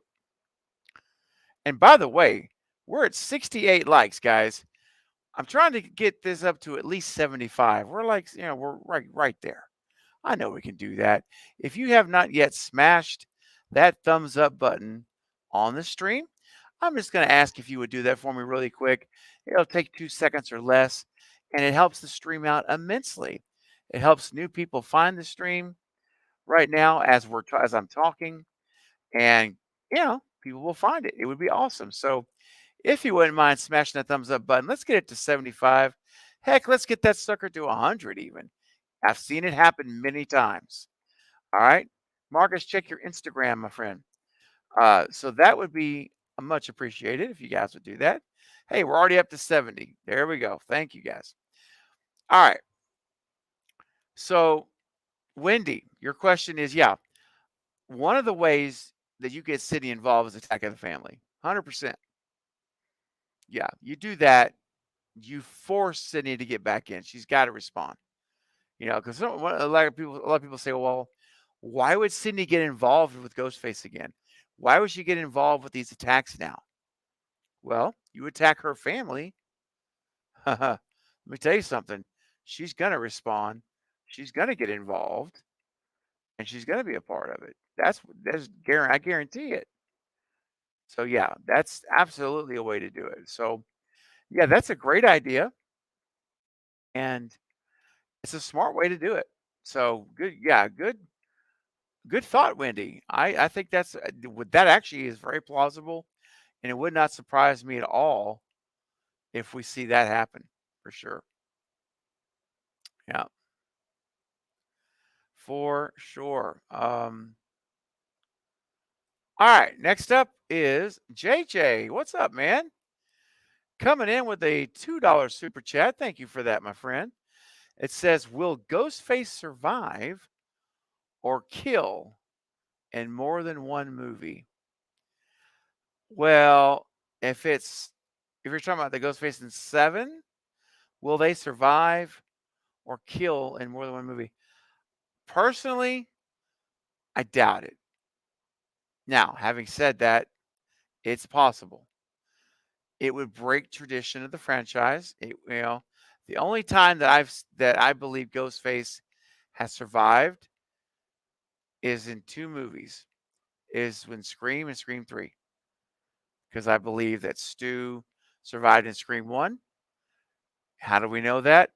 Because he was going to come back in Scream 3. So he had to have survived. Wes Craven, Kevin Williamson we're not going to be bringing him back if he had died. So that alone tells me he survived. I mean, in my mind, it's in the story. I don't even need any more. There's a lot more evidence to show why he survived, but that beyond that. But Wes and Kevin wrote him back, so that tells me he survived. So Stu was survived, and I believe Angelina was the accomplice for Roman, and so that happened also. So I think it's happened already twice, but I don't think they've killed, except for Stu. I don't think Angelina has. I think Angelina has stayed in hiding and living her life elsewhere. But Stu, I think, has been back. I think Stu killed Dewey in Scream 5. And I think Stu attacked Gale in Scream 7. And I also think that Stu was on the phone with Tara in Scream 5. So we hear Stu on the phone with Tara in 5 in the opening. Stu killed Dewey. And Stu attacked Gale in her apartment. And hey, guys, I got a knock at the door. So to finish the stream out with me tonight is my good friend who will also be with me tomorrow night at 8 o'clock Central. Please welcome my buddy, defender, and friend. Please welcome Marcus from I Hey, Shot Him 6 Times. what's going on, my friend? How are you doing tonight? Man, I'm doing great, buddy. Thanks for making a little bit of time for an impromptu panel join Oh, here. absolutely, man. I was just, putting the pieces to the puzzle for the next video together, and I was just like, you know Yeah. what? It's about Scream. We're on the topic of Scream, so let's Yeah. go on the panel and talk a little bit. That's great. Yeah, man. It worked out really great. And Jake had to head out, so I'm down one man, and you're stepping up, man. So Yes, coach sir. put me in, and Right. so it's great to have you, buddy. But I was just sharing here with JJ Super Chat Mm-hmm. how I believe personally that Stu and Angelina have survived, and I believe that Stu killed Dewey Mm-hmm. and attacked Gale in 6 and was on the phone with Tara in the opening of 5. So those are my feelings about it. Do you agree with those feelings, or do you have different ones about Stu? I do agree mostly with them. I do leave open the door of possibility. And again, this is only can work as if Stu is revealed, as if Charlie Walker was the one that killed Dewey, just based on going back of what I analyzed with the height. And I know it's the stunt person, whatever, Right. but I feel like if it was going to be Stu, it would probably be a stunt person who's a little bit taller. And just by going back and reanalyzing that scene, I feel like the person is around the same height as Dewey, but also because the line, it's an honor.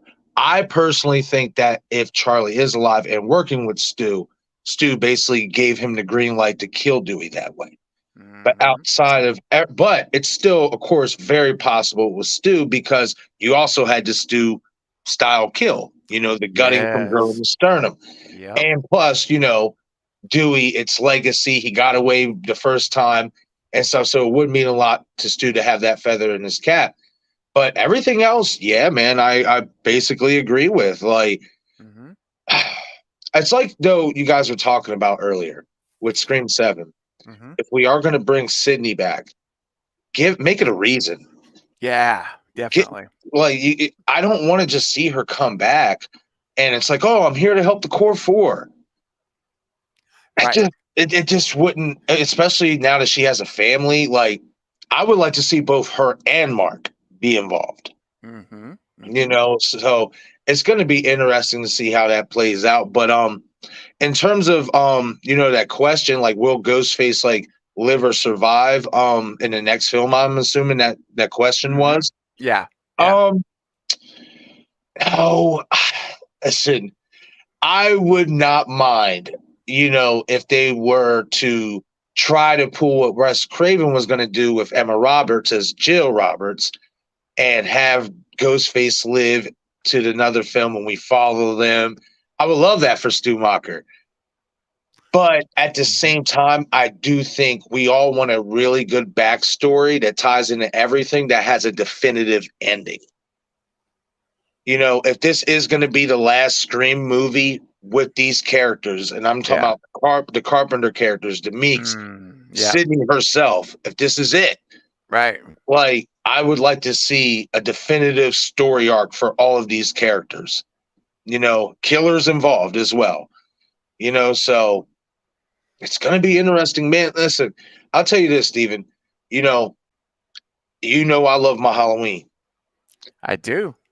But I will say this, and even a little bit of Scream 5 from just going back. I got stuff in the vault, man. Like, I'm about to come out with some stuff. It's crazy. Nice. Or whatever.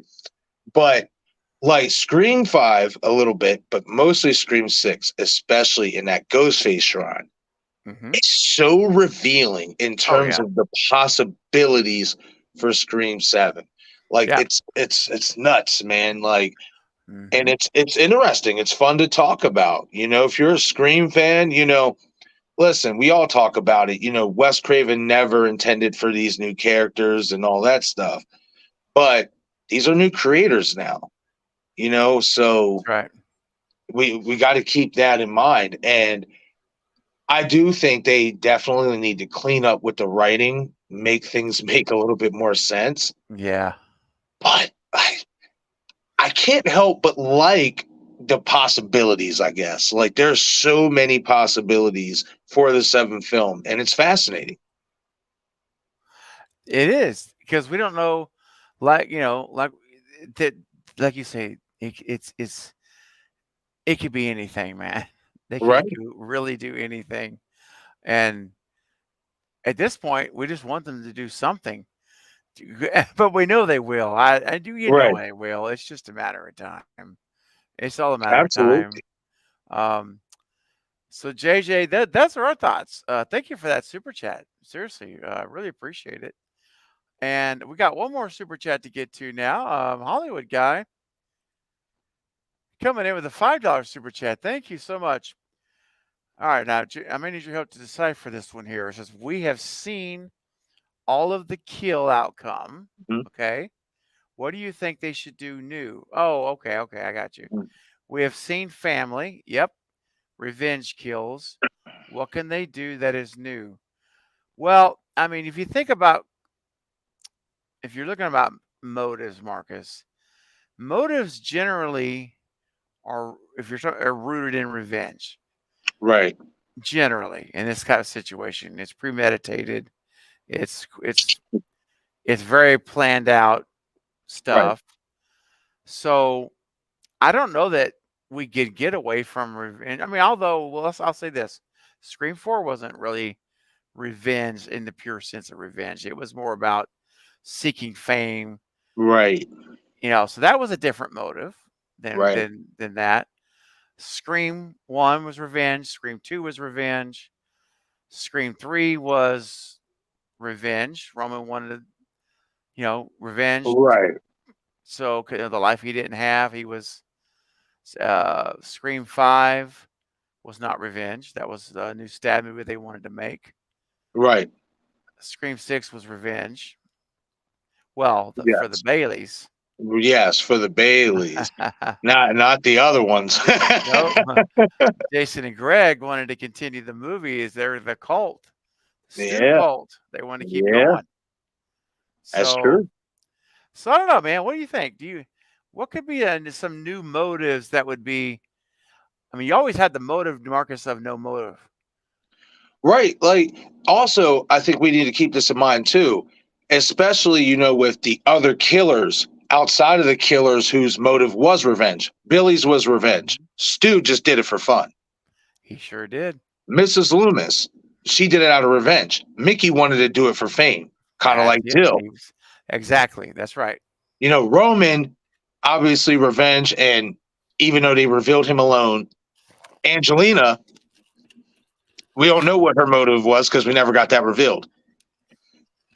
So Scream 5, Richie and Amber wanted to make the new Stab film, wanted to, reinvade. In so many ways, I guess you could say it was lightly revenge because they were so mad at the Stab films that they wanted to start these killings because that Stab film was so bad so they could make a new film.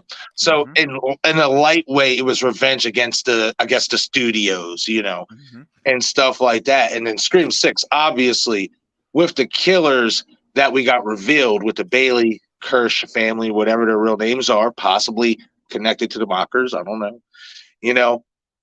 Yep. Revenge, So most of it has been revenge, but I do think we need to keep in mind that outside of the people who were the ones mostly in it for revenge, there were some ones out there with different motives.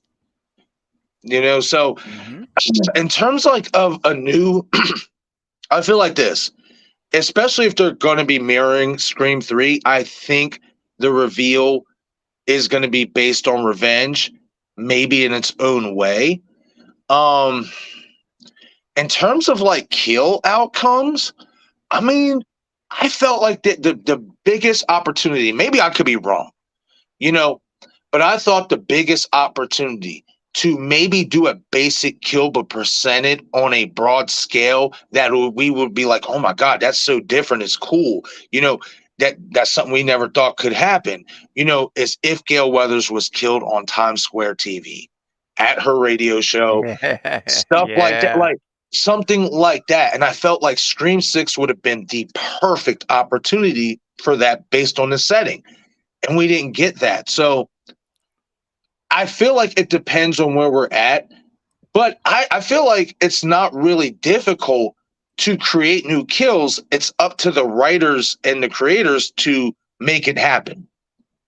It's not really that difficult to create a new kill. Look what Wes Craven did in Scream 3 with Roman. He had Roman blowing people up and all that stuff, So it's not hard to do if you just write it in. That's right. Oh, for Scream 7, I guess it depends on where it is. Ooh, I got one. So let's say we go back to Hollywood.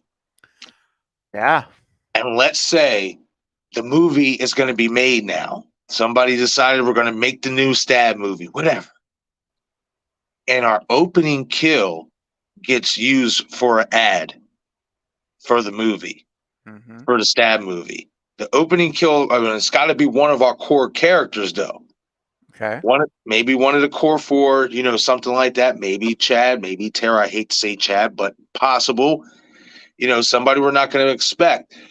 And they use that footage, especially if they're mirroring Scream 3, and they use that footage to promote the movie on a commercial. And you actually see a real-life murder being portrayed as a ad or as a trailer for the new Stab movie.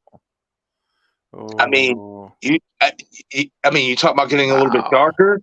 You talk about getting a little bit darker. You're talking about getting a little bit different. and it plays in really well because Scream is about movies. Stab is about, the Scream movies. So True. I mean, like I said, they can easily write it in. It's up to them. So hopefully we do get some fresh new kill outcomes in the next one. Mm-hmm. I hope so too, man. You keep, keep giving us some new stuff like they did in 6. We got the ladder kill. We got Chad being killed by 2 Ghostface at the same time. That was amazing. Man. We talked about with Jake earlier. I don't know if you were on, but he should have died. He should have. He should have died. Would have made it much more epic and powerful. But the attack was still cool, But give us. I'm with you, man. Give us a really cool motive. But Scream is rooted in family. It always has been. Yes. And with and James and Guy have shown us with 5 and 6 that they're keeping it rooted in family. So I don't anticipate that changing in 7. I really don't. I think it's going to be family. Now, who? I don't know. It could be Christina Carpenter. Maybe. It could be Leslie Mocker. It could be Stu Mocker. Better be Stu Mocker. We can find out Angelina is related to someone somehow in some relationship. Or the biggest twist of them all. I want to say maybe arguably the biggest twist, but I mean, maybe Sydney. Maybe Sydney is Samantha's real mother. Oh, wow. That would be, that was the theory I had a long time ago, but man, I mean, like you say, it only takes opening up your laptop and start typing a writer and putting it in, and it's done. Right. So anything is possible. I don't think I felt would like they that, laid the breadcrumbs in Scream 5, man. I do. Yeah. I really do. Their strained introduction when they met each other was weird. The whole fact that Sydney put a tracker on her car, basically in so many ways walking into the trap herself, like not knowing if Samantha could. This is Billy Loomis's daughter, and you're just so nonchalantly, I'm gonna help you out. I'm gonna even put a tracker on your car. It sounds like too much of a motherly thing to do to me. I don't know. Well, she even made that, and again, I'm not on that.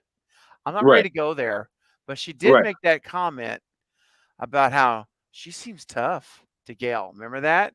Mm-hmm. And Gail says, honestly, Sid, who gives up? Remember?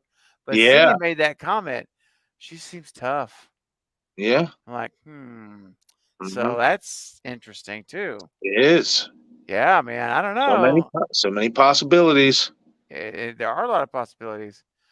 Hollywood Guy, it could go anyway. We'll have to see. Great question. Great. And thank you for that generous $5 super chat, man. Really helps the channel out a ton. And let me play you a clip, man. Hollywood Guy, we're on the stew train on this channel. And not everybody is, and that's okay. I respect you guys. You don't have to always look. We can have differing opinions as long as we stay respectful. So it's not a requirement to be in the community, but I know a lot of us here are on that stew train. Marcus included. That's right. He's on there with me. That's right. I'm up front getting all the control panel set up, cleared up, ready to roll. And I highly encourage you guys to join us on the stew train. You guys ready? Let's go. Here we go, guys. Get it up.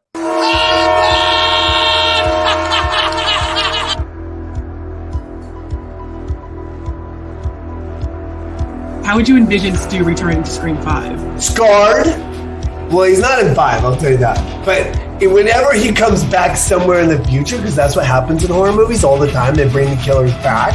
He's scarred, but yet handsome with great abs.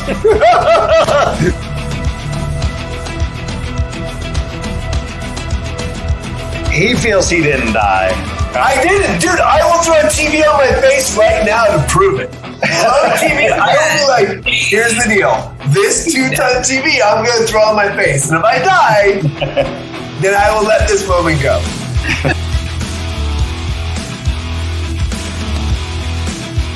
I think the TVs now you wouldn't die, but the TVs back then you definitely would. I would not die. I would not die. They had to add those sparks. Those sparks are real.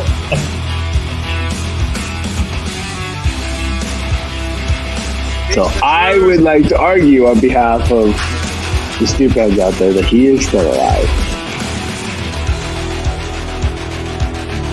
Yeah.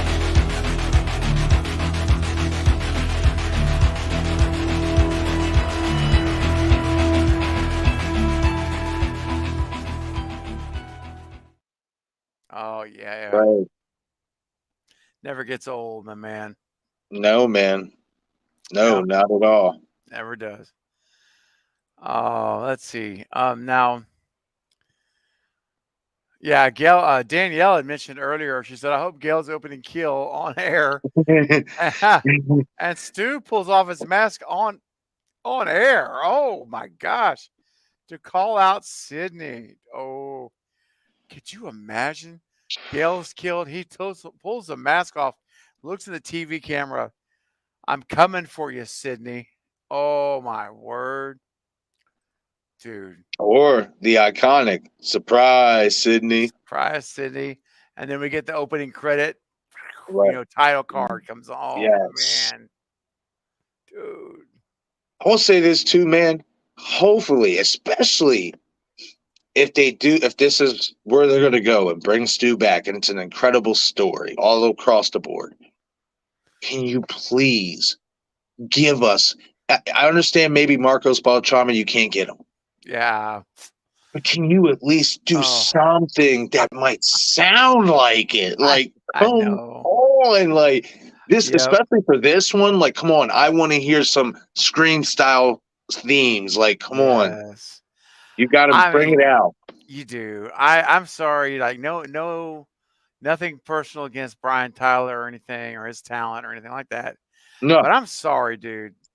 This music is not. It's like not bad. Like he's great, but it's not a Scream music. It's not Scream. Yes, it's not memorable.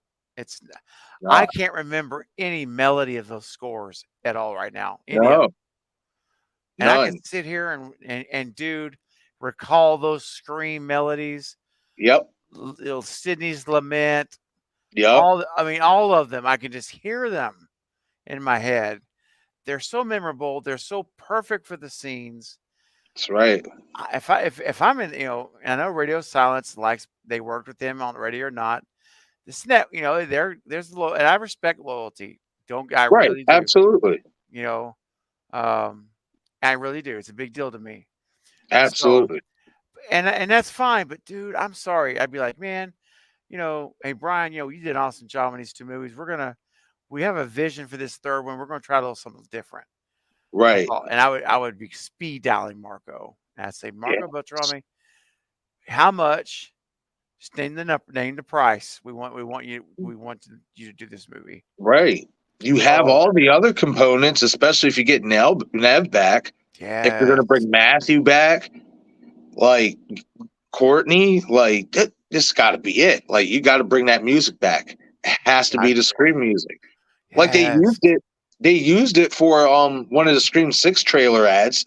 Like, why can't you put it in the movie? Just get a hold of Marcos. Come on. Just call the man up. Give him a call. I'm telling you. And remember Scream 5? We heard Sydney's Lament when she walked in Stu's house the first time. And in the background, yes. Well, I said, it feels like Scream. I got chill bumps. Yes. I'm like, oh my gosh, that's the first time the music made me feel like I was watching a Scream movie. Right. That and Red Right Hand, even though it didn't last long. That. Yes. And I will say that was a cool scene to bring it out with the car. That was cool. And they did it in 6. So I was happy they did it. They brought it back in 6. That was good. Yep. So I respect that, Yes. But what's up, Ghostface Fanatic? Ghostface says, the Fanatic will be on tomorrow night with Marcus and me here at 8 p.m. Central. We're going to be doing more. I named the stream Horror Talk. I'm leaving it wide open. We're going to be talking Of course, Scream. We may talk about Saw X. We may talk about Five Nights at Freddy's. Who knows? It's Right. going to be wide open.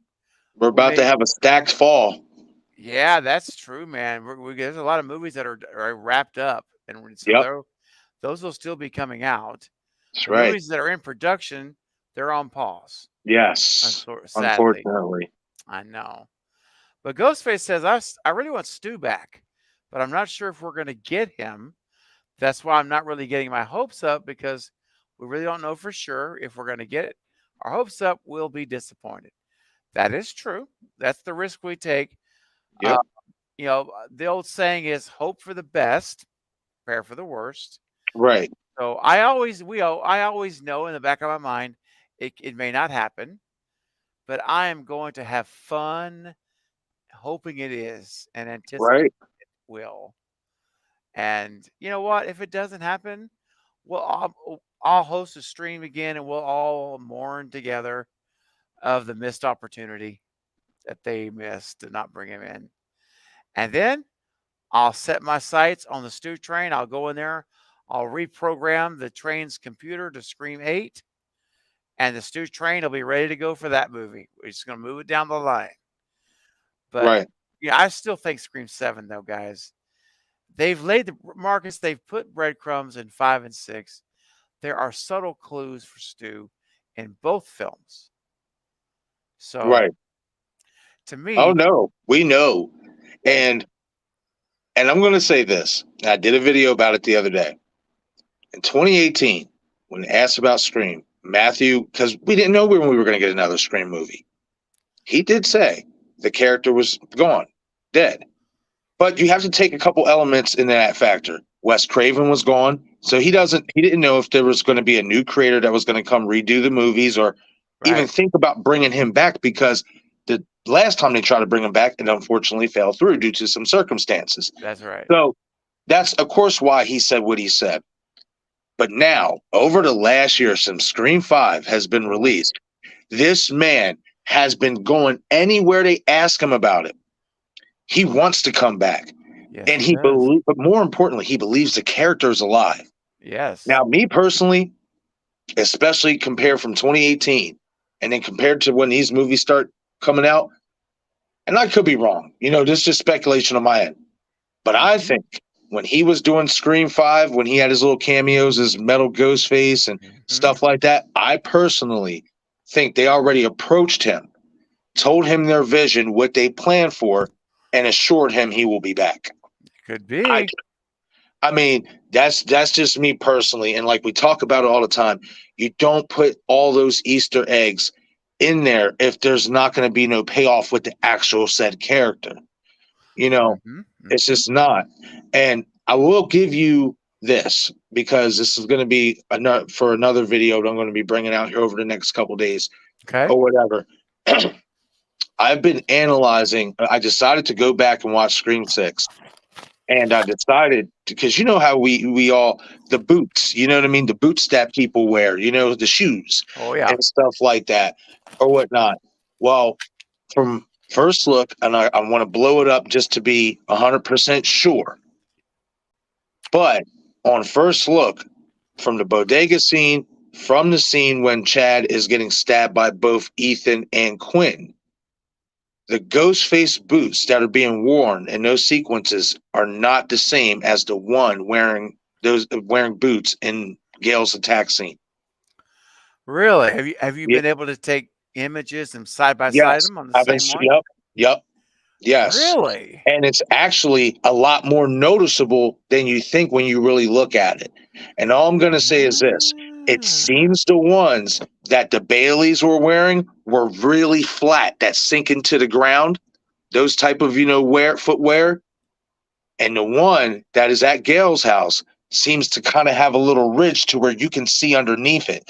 You could see like the crack underneath it or whatever. Like it has a ridge. You know how the original Ghostface boots had the thick trimming and it had that heel? Yes. To where you could see underneath the boot a little bit. Yes, that's right. That's right. That one was kind of like that, but it was more soft-toed. I will. Like the material looked a little bit soft. Like all their materials in the movie, like for the boots, looked more like soft footing wear, but the ones that the Baileys seem to be wearing sink in. Like like you can't see no light underneath their feet. Yes. Wow. Yeah, man. It's Very crazy. interesting. It is interesting. But before I put the video out, I do want to like just really like blow it up, make sure it's good. But I think I got it because I'm like almost adamant, like, yeah, that's a different boot. That's not the same kind. Well, that Yes. would add even more charcoal to the fire, or wood to the fire. That ghost face is different. There's something standing out about that one. Yes. And, absolutely. dude, telling you, man, even the phone call with Gail is something Personal. that it is personal. That I'm like, that wouldn't be this 20-year-old kid. No. 21-year-old kid on the phone. Nope. No way. I don't buy that. Nope.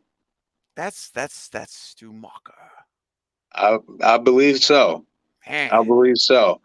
And I'll give you a little taste of the whole Gale thing. I'll say this, and I'm going to explain it in my video. But in my opinion, not only was it Stu is the one who has attacked her, but it wouldn't be Quinn. It would not be Quinn who is attacking her because there's a possibility Gale was working with him. That's all I'm going to say. Yeah, that is based on what I found. Based on what I found, it ties in. Like it ties in. It's crazy. Like I saw that and I was just like, I heard it. I'll say this. I heard it and I was like, yo, got to do a video about it. Heck yeah. I'm very excited to see what you're referencing. And yeah, and we can probably talk about it tomorrow night if people get if you'll have a chance to see the video. And after the stream, like I'm gonna be up tonight, so this bad boy's getting published as soon as it's done. Nice, dude. Oh, that'll be exciting. Make sure you're subscribed to Marcus's channel, guys. I shot him 6 times, and Marcus, I did a terrible job. Michael, Michael, I'm getting a little bit tired. It's all good, buddy. Sorry, buddy. Marcus, come on. I shot him 6 times. There you go. Yeah, make sure, guys, you subscribe to Marcus's channel. It's great stuff. And then he is full of passion for Scream and Halloween and all the movies that he loves. He's got that passion for them. Right. And it makes it very entertaining to listen to and watch. And so he's going to be dropping this bomb later. And I'm excited to hear what you found. And believe me, my gears are turning, my antennas are up, and because that would be a huge game changer, my friend. Be a huge proportions. Absolutely. I'm excited. Yes, I'm excited to release it. I ain't gonna lie. I'm excited. Too. Yeah. I heard it and I'm just like, I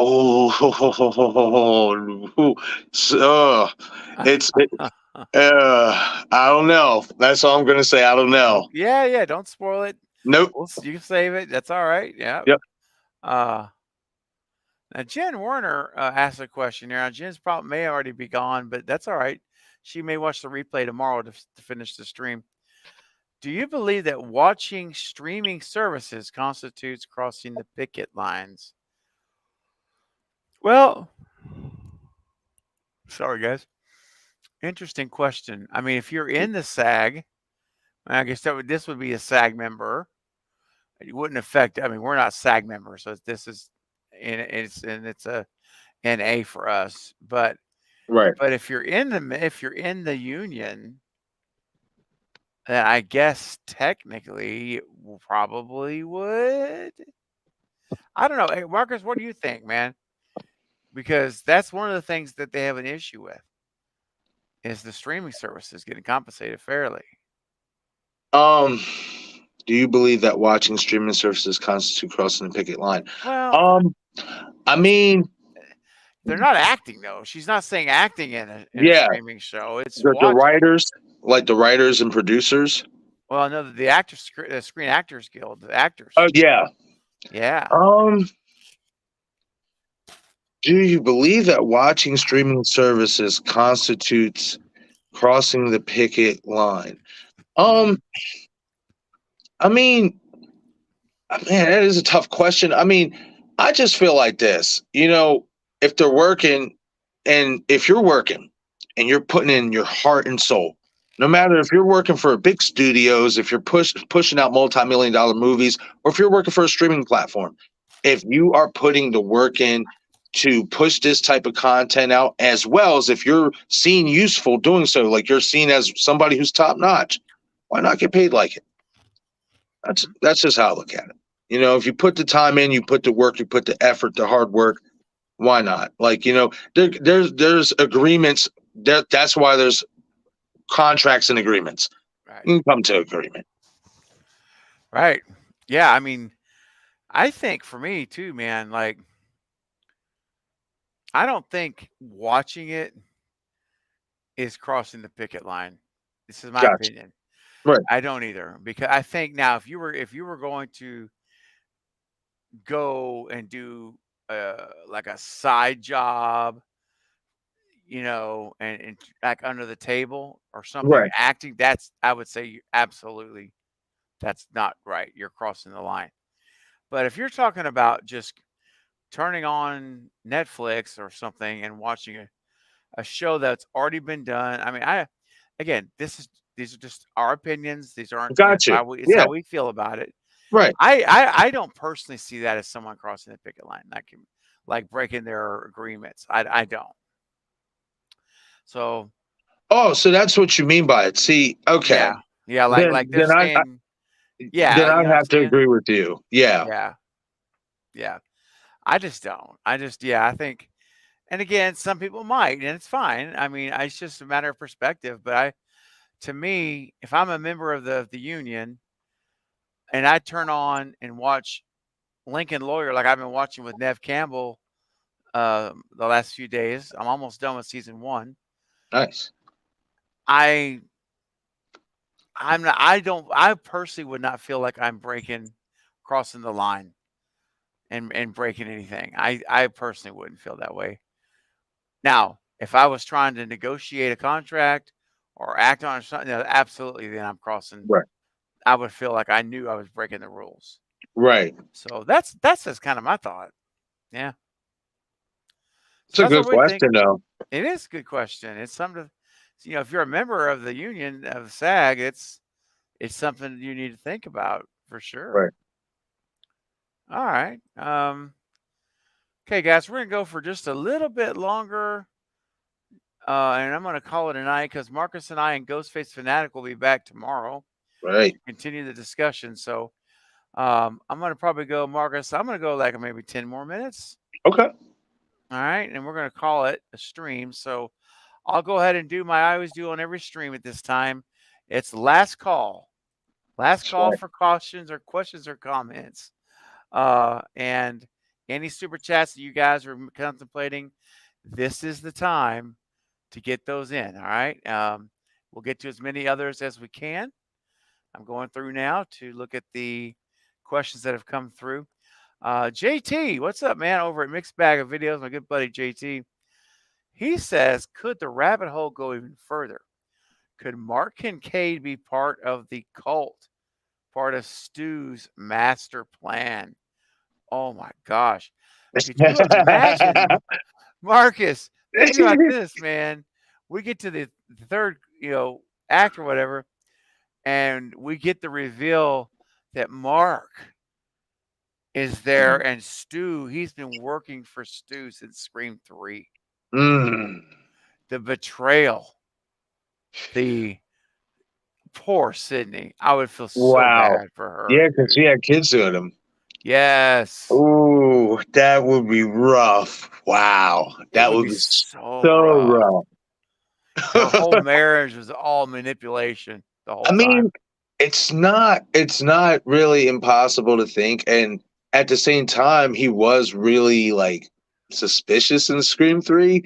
And he seemed to have somewhat of an obsession with her. So, I mean, it's not impossible to think. I don't know, man. That would be wild, though. It would be wild, man. I would just feel so bad for her. I know. Oh, poor thing. But yeah, I could. I mean, I think it's possible. Yeah, It's possible. Yeah, absolutely. sure. You know, we're talking earlier about making it darker, man. Right. That's dark. That's true. Great question, JT. That was a good one, man. And a super chat just rolled in from Charlie. All right, man. $2 super chat. Thank you.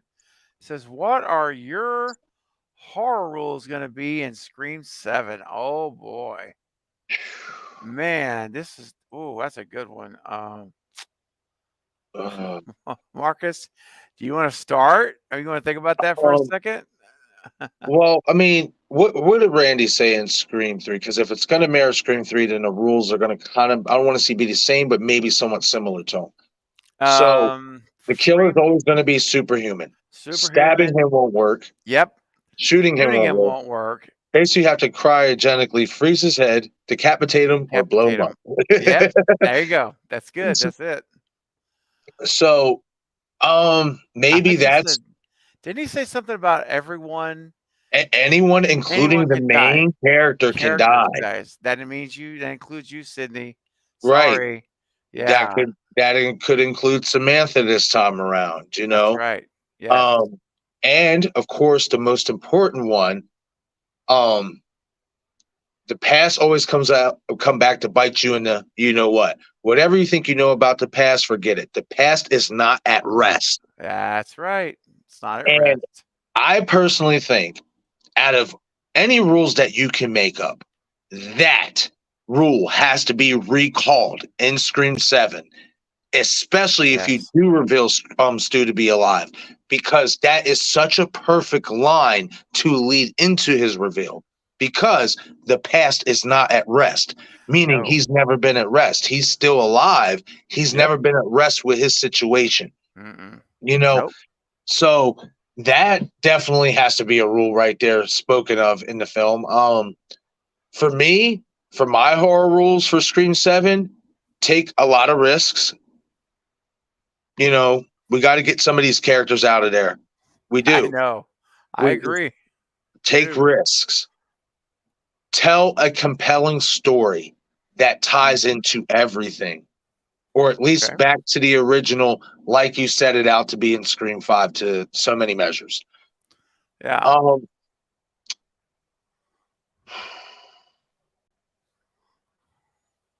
And I have to say, probably the last one. Ooh.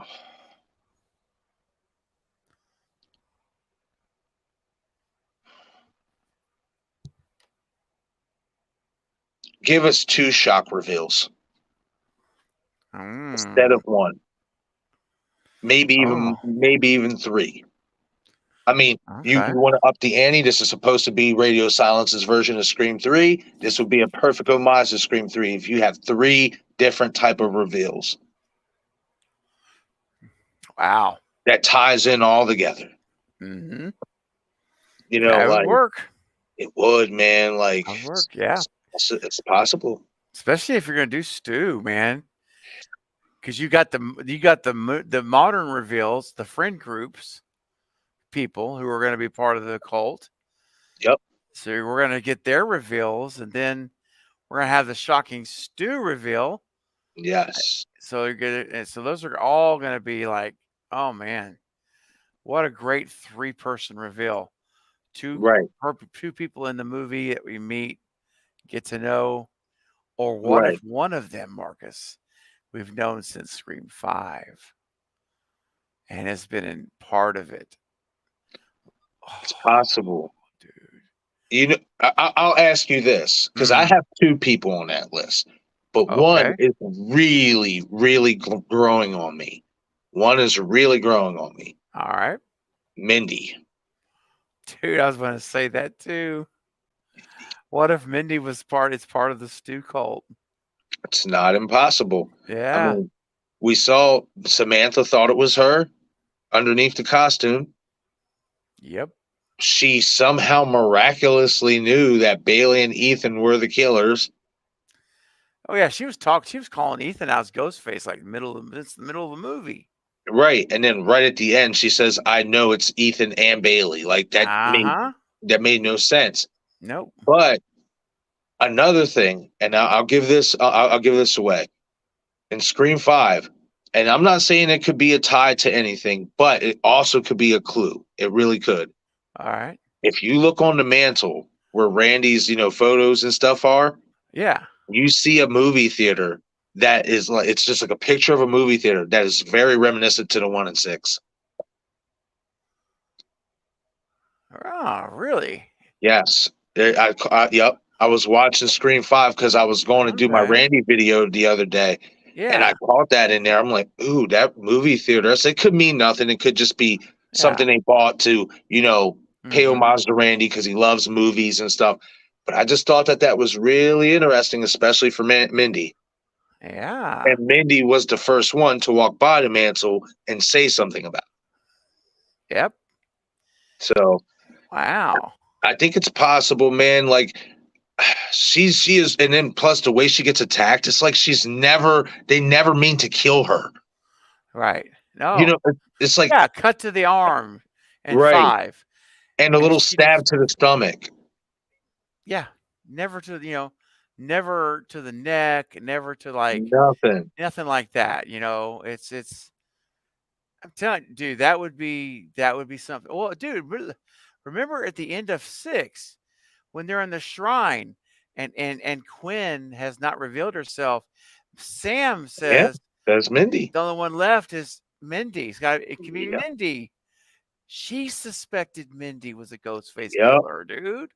Yep. So there you go. That tells us in the Scream universe, in the movie universe, Sam already thinks Mindy is capable, right, of being a killer. Absolutely. So there you go, man. And for good reason. I mean, that ending, like I said, it's going to stick with me until we see what happens in Scream 7. Right. But you just get out of the hospital, and then you run up saying, Ethan and Bailey are the killers. And then I found something very interesting right after that. Okay. It's kind of like she caught herself, because right after saying that, she's like, I'm high. I'm on a lot of drugs. Are you high? Like, she kept start acting like that. And to me, I'm just like, you caught yourself. You caught yourself. Now you're trying to play it off as the medicine is making you say these things. No, you said Ethan and Bailey. How did you know this? I'm not letting it die until they give me answers. Wow. Interesting, dude. Yes. She tried to play that bad boy off, and I called it. I'm like, nah, that's not, you're not going to blame the medicine when that so smoothly came out of your mouth. Well, that honestly, I would be okay with it, because that means she'll either die or get arrested. Right. And so that'll be the end of Mindy. I mean, I would be okay with that. Keep chat around and bye Mindy, and that's it. But that would be a really cool twist, and it would be nice to see that someone all along has been involved. And then when you go back and watch the movies, although we already have talked about, like I say, stabbed in the arm in 5 and she passes out for 30 minutes. Right. While the whole end of the movie happens. And then in 6, she gets stabbed in the arm and she's like, poor Annika, meanwhile, is like practically gutted. Right. And she's like sitting there holding her arm like she's about to die. Right. I'm like, dude, I know trust me, I know it's probably really hurting. But my gosh, your legs are not injured. You can walk. You can do a lot of things more than your poor friend Annika can do. Right. You just held Ghostface back with Sam from getting in the door. Yeah. And Annika's walking on that thing better than she was. Right. I just like, you're Doing Anyway, too much. too much. Oh, so yeah, those are some good rules, man. I think it's a hard question to answer on the fly. 'Cause It you gotta really give that some is. thought, man. That's like, you know, I wouldn't want to get too crazy because here's the thing, though. I would want some of the rules to actually start happening because, like, Right. the rules, like she gave all those in 6. None of them happen. You know, you have to be Right. decapitated. You got to do this, and whatever. Right. And I'm like, okay, that didn't happen. That didn't happen. That didn't happen. So, hey, what's up, Destin? What's going on, man? Destination What's up, Station Dustin? in the house.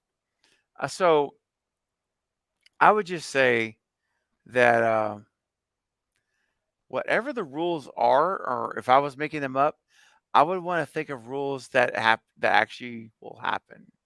Now, maybe Right. not every one of them, right? We can't predict everything in the future, but I'm saying at least, come on, if you're going to do 4 rules, get half of them right. 2 out of 4 at least. Right. I don't think any of Mindy's rules in 6 came true. No. I don't think not one of them. I don't believe. I have to go No. back. Just a Right? mannequin getting beheaded. The mannequin was the one beheaded. That was the one. Who was it? Chad was like, beheading. Yeah, beheaded. Yeah. Yeah. Oh I'm man. like, oh my But gosh. yeah, no, I agree with you, man. Like, I had so much more high hopes for the Mindy character when I heard that she was going to be like the new Randy, and it just hasn't stuck. It just hasn't. Like, Yeah. like I get it. You want to be a little bit different with the character. You don't want to make her exactly like Randy, but you can at least make her better at, calling the rules and predicting things and stuff like, Mm-hmm. and stop acting like, I mean, like you said, a slice to the shoulder, it hurts, but it ain't like you got your intestines falling out. Oh Like, no. No way. I mean, she's like, oh, that's so much blood. Yeah, lights out. I'm taking a nap. right. Oh, that's right. She did do that in Scream 5. She did. Yep. Oh my gosh. All right, guys. I'm gonna do a couple more questions and I'm gonna call it a night here. I got 7 minutes to go till 11:30 and Yeah. end it there. 12:30 Eastern. Wendy Murray with $2 super chat. Thank you so much. Wendy says, are they going to have Stu's scars and all? I don't know how they're going to approach it. Like, if they're going to keep his face fairly normal and claim massive plastic surgery, they could try that. Yeah. 25 years, so they may not do any scars, or they could have 1 or 2 scars to signify like the Right. surgery. I mean, you could do that, or you could have, a few scars here and there and up or whatever. But remember, he was embracing. I always say it wrong. He's not embracing. He was bracing for the impact of that television. Right. So it wasn't thrown on him with his arms on the ground. His hands were both up like this. Right. And when I interviewed Alan Robinson, who was Matthew Lillard's stunt double in that scene, he actually did the scene, chased Nev Campbell across the couch, all of that. He was the one on the floor when the TV came down. That was Alan Robinson doing that scene. And I asked Alan, do you think Stu Macher is alive? Could you survive that? And he said he thinks it's likely. And that he said he could have easily risen up after a little bit, like it knocked him out at first, and then he rose up, like Timothy Olyphant did in Scream 2. I'm like, okay, man, this is the guy that played Matthew Lillard's double. It was actually played on the floor. That's his body. Yep. So I'm gonna go with him. I'm gonna go with what he says. And so, but like I said earlier, Marcus, before you came on, we got Matthew Lillard. I got that clip of Matthew Lillard where he talks about the Scream 3 synopsis, and I played the clip earlier for a super chat, and I'm like, here's Matthew Lillard's own coming from his own mouth, his himself. No Right. one else like saying they heard it and all. Oh no, here it is, coming from him. That's enough for me too. And some people will say, well, you know, they didn't make that version of Scream 3, so so he's still dead. I was like, nope. If he was alive to make Scream 3, he's not all of a sudden unalive. He's not Right. dead again. He was alive. He still is. They just haven't made the movie with him yet. Right. They can bring him back. That's right. You know, that he's That's how I not see it. right. The moment you basically pitched the idea and it got public that this was what was going to happen, you can't Yeah. say the character's dead. That's You know, exactly right, dude. no, I mean, even though Matthew said it in 2018, again, that was only on the premise that he didn't know there was no any other Scream movies going to be made. You know, Mhm. he didn't know what direction that was going to go because Wes Craven was gone. That's You right. know, and stuff. True. You know, so again, like, no, his character is still in canon, alive. Like, Yeah. it's just Absolutely. all it takes is for them to write the story and bring him back. Mm-hmm. That's it. That's it. It's that simple. Yep. It's popping open your computer, pulling up a Word doc, and typing. Right. And that's it. It's done. So True. I'm telling you, this was Matt and again Matthew Lillard now. And I did a video on this Marcus. Maybe it was probably 2 weeks ago Mhm. from the Denver Fan Expo Yes. convention, where Yes. Jamie Kennedy was asked, Yep. who would you bring back to life? And he basically was saying, and you hear, and Matthew's like, standing right here. Yep.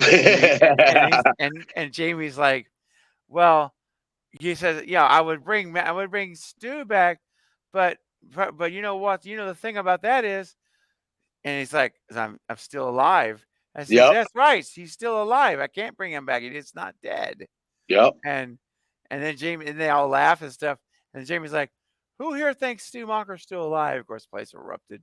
Yes. And then after everyone calmed down, he was serious. It got calm. And then Jamie's like, so yeah, it would be Stu Macher, but I believe he's alive.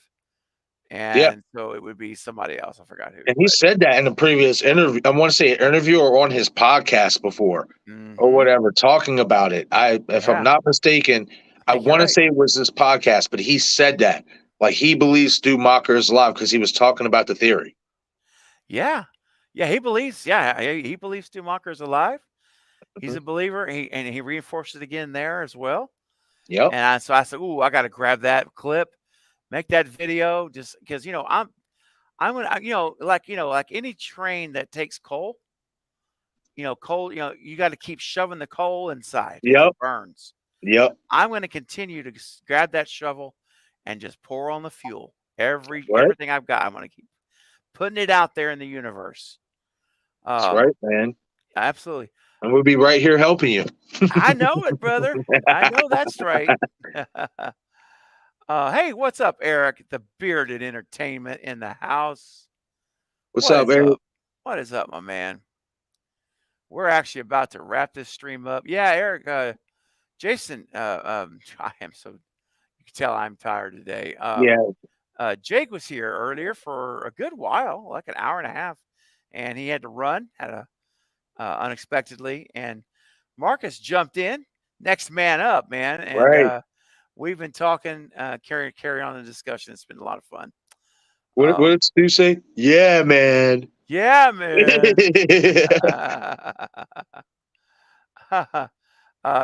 Two boys and their scary pops. What's up, Eric? He says it's hard to be dead if they plan to use them in 3. Exactly. Right. It's kind of hard to be dead when I'm signed a contract to come back as a killer. And got paid. That's right. Got paid for the role. Yeah, that's 100% correct. And Wendy Murray sent a 99-cent sticker or super chat, but there was not a chat there. So Wendy, I thank you for the 99 cents. That's very kind. I do appreciate that. And if you have a comment that you meant to include, go ahead and just you don't have to send another super chat. Just put it in the comments real quick, and I'll cover it. Okay. If you did have something you wanted to say, or if not, if you just wanted to contribute to the stream, then that's great. Thank you very much. But I want to make sure I give you the opportunity to say something that I can cover it here if there is something.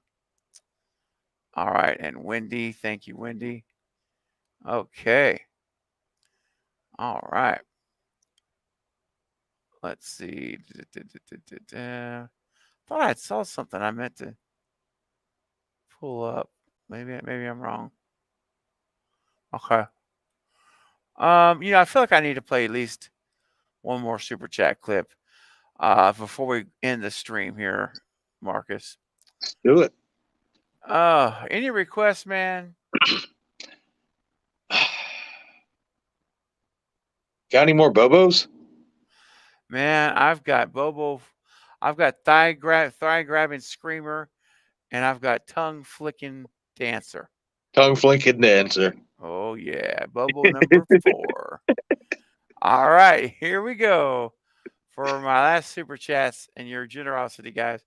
Here we go. I'll make your bubs bounce. I'll make your bubs bounce. Let's go.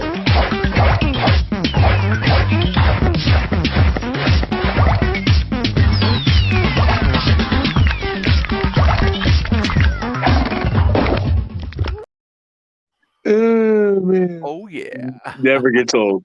It never does, man. Oh my gosh. Let's see here. I mean, I know I'm getting tired because I'm like, I had something in my mind I was gonna do, and it like I see. It like disappeared, bro. Yeah, man. It happens, especially when you're getting tired. It's understandable. Yeah, but it came back because I visually saw my reminder in StreamYard. So, guys, I mentioned it earlier, but I'm going to mention it again now.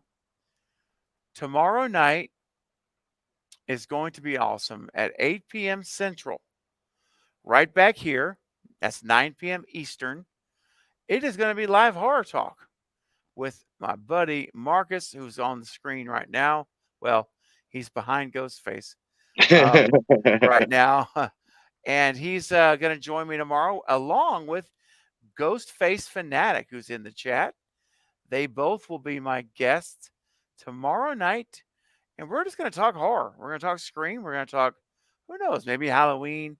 We may talk anything and everything's open. Saw 10, right? Friday Evil Dead Rise. Evil Dead Rise, Five Nights at Freddy's, just whatever. And you guys will help us too with what you guys want to talk about. Your questions. Ask us anything on the panel. It's going to be a lot of fun. So make sure that you go right now to the chat, to the stream. It's set up already on my front page. You can go in, hit the like button and the notify me button so that you'll get a reminder 15 minutes before it starts tomorrow. All right, 8 o'clock. And then finally, the day after that, man, it's streaming every night on Wednesday night at 8 p.m. Central again is Lake Mungo private members only watch party. This is what, man, we're going to watch this movie together, just the inner circle, just the family. It's going to be so much fun. Eric, the Bearded Entertainment, this was his movie. Nice. And the random wheel chose it. So he'll be up on screen with me watching it when we do watch it on Wednesday night at 8 p.m. So I hope you'll all be there. Make plans now if you can. And I think I'm going to rent the movie from Amazon Prime.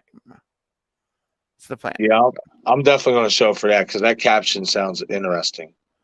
Yeah, in 2008, she dies, but her nightmare doesn't. Yeah, right. I'm like, ooh. So I'm avoiding trailers. Right. And longer synopsises. I'm not reading anything.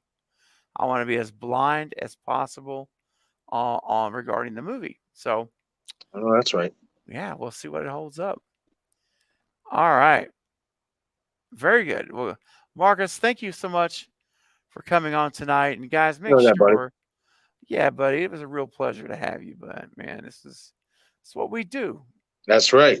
Next man up, buddy. Next man up. That's right. Um, all right, Dan. All right, man. Thanks, guys. I much appreciate it. Honored to be a cult member. Right. Oh, hang on a second.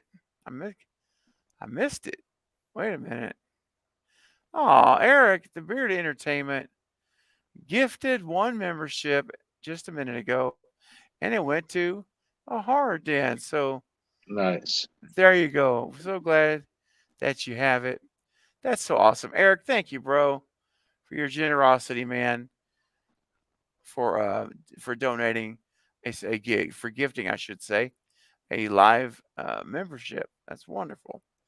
And for everyone else who's donated tonight too, with your generous super chats, really appreciate you guys. It means a lot and it helps a lot. And I just want to say thank you guys. And it's been really, really cool. All right, Marcus. And you got your video coming out in the morning. You're about to go to work, right? Oh, yeah, it'll be out tonight. It'll be out tonight. Oh, yeah.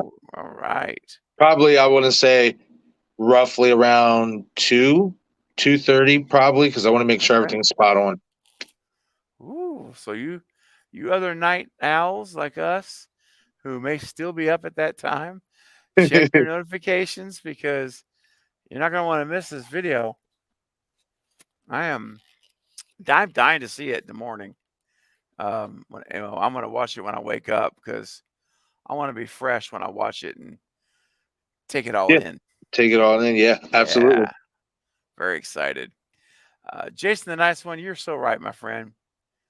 We do life together here. That's right. And never alone. That's right.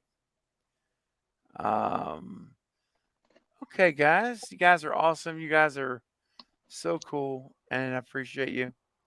Robbie says, Stephen, love yours and Marcus's streams. Not always live, but I watch them. Well, thank you. Thank you so much. Greatly appreciate it. Very much so. And Ghostface Fanatic said he's looking forward to tomorrow's streams. There's what I was looking for. Yes, absolutely. It's going to be awesome. Yes, it is.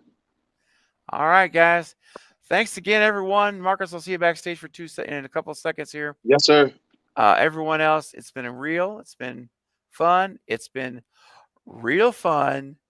And I love you guys.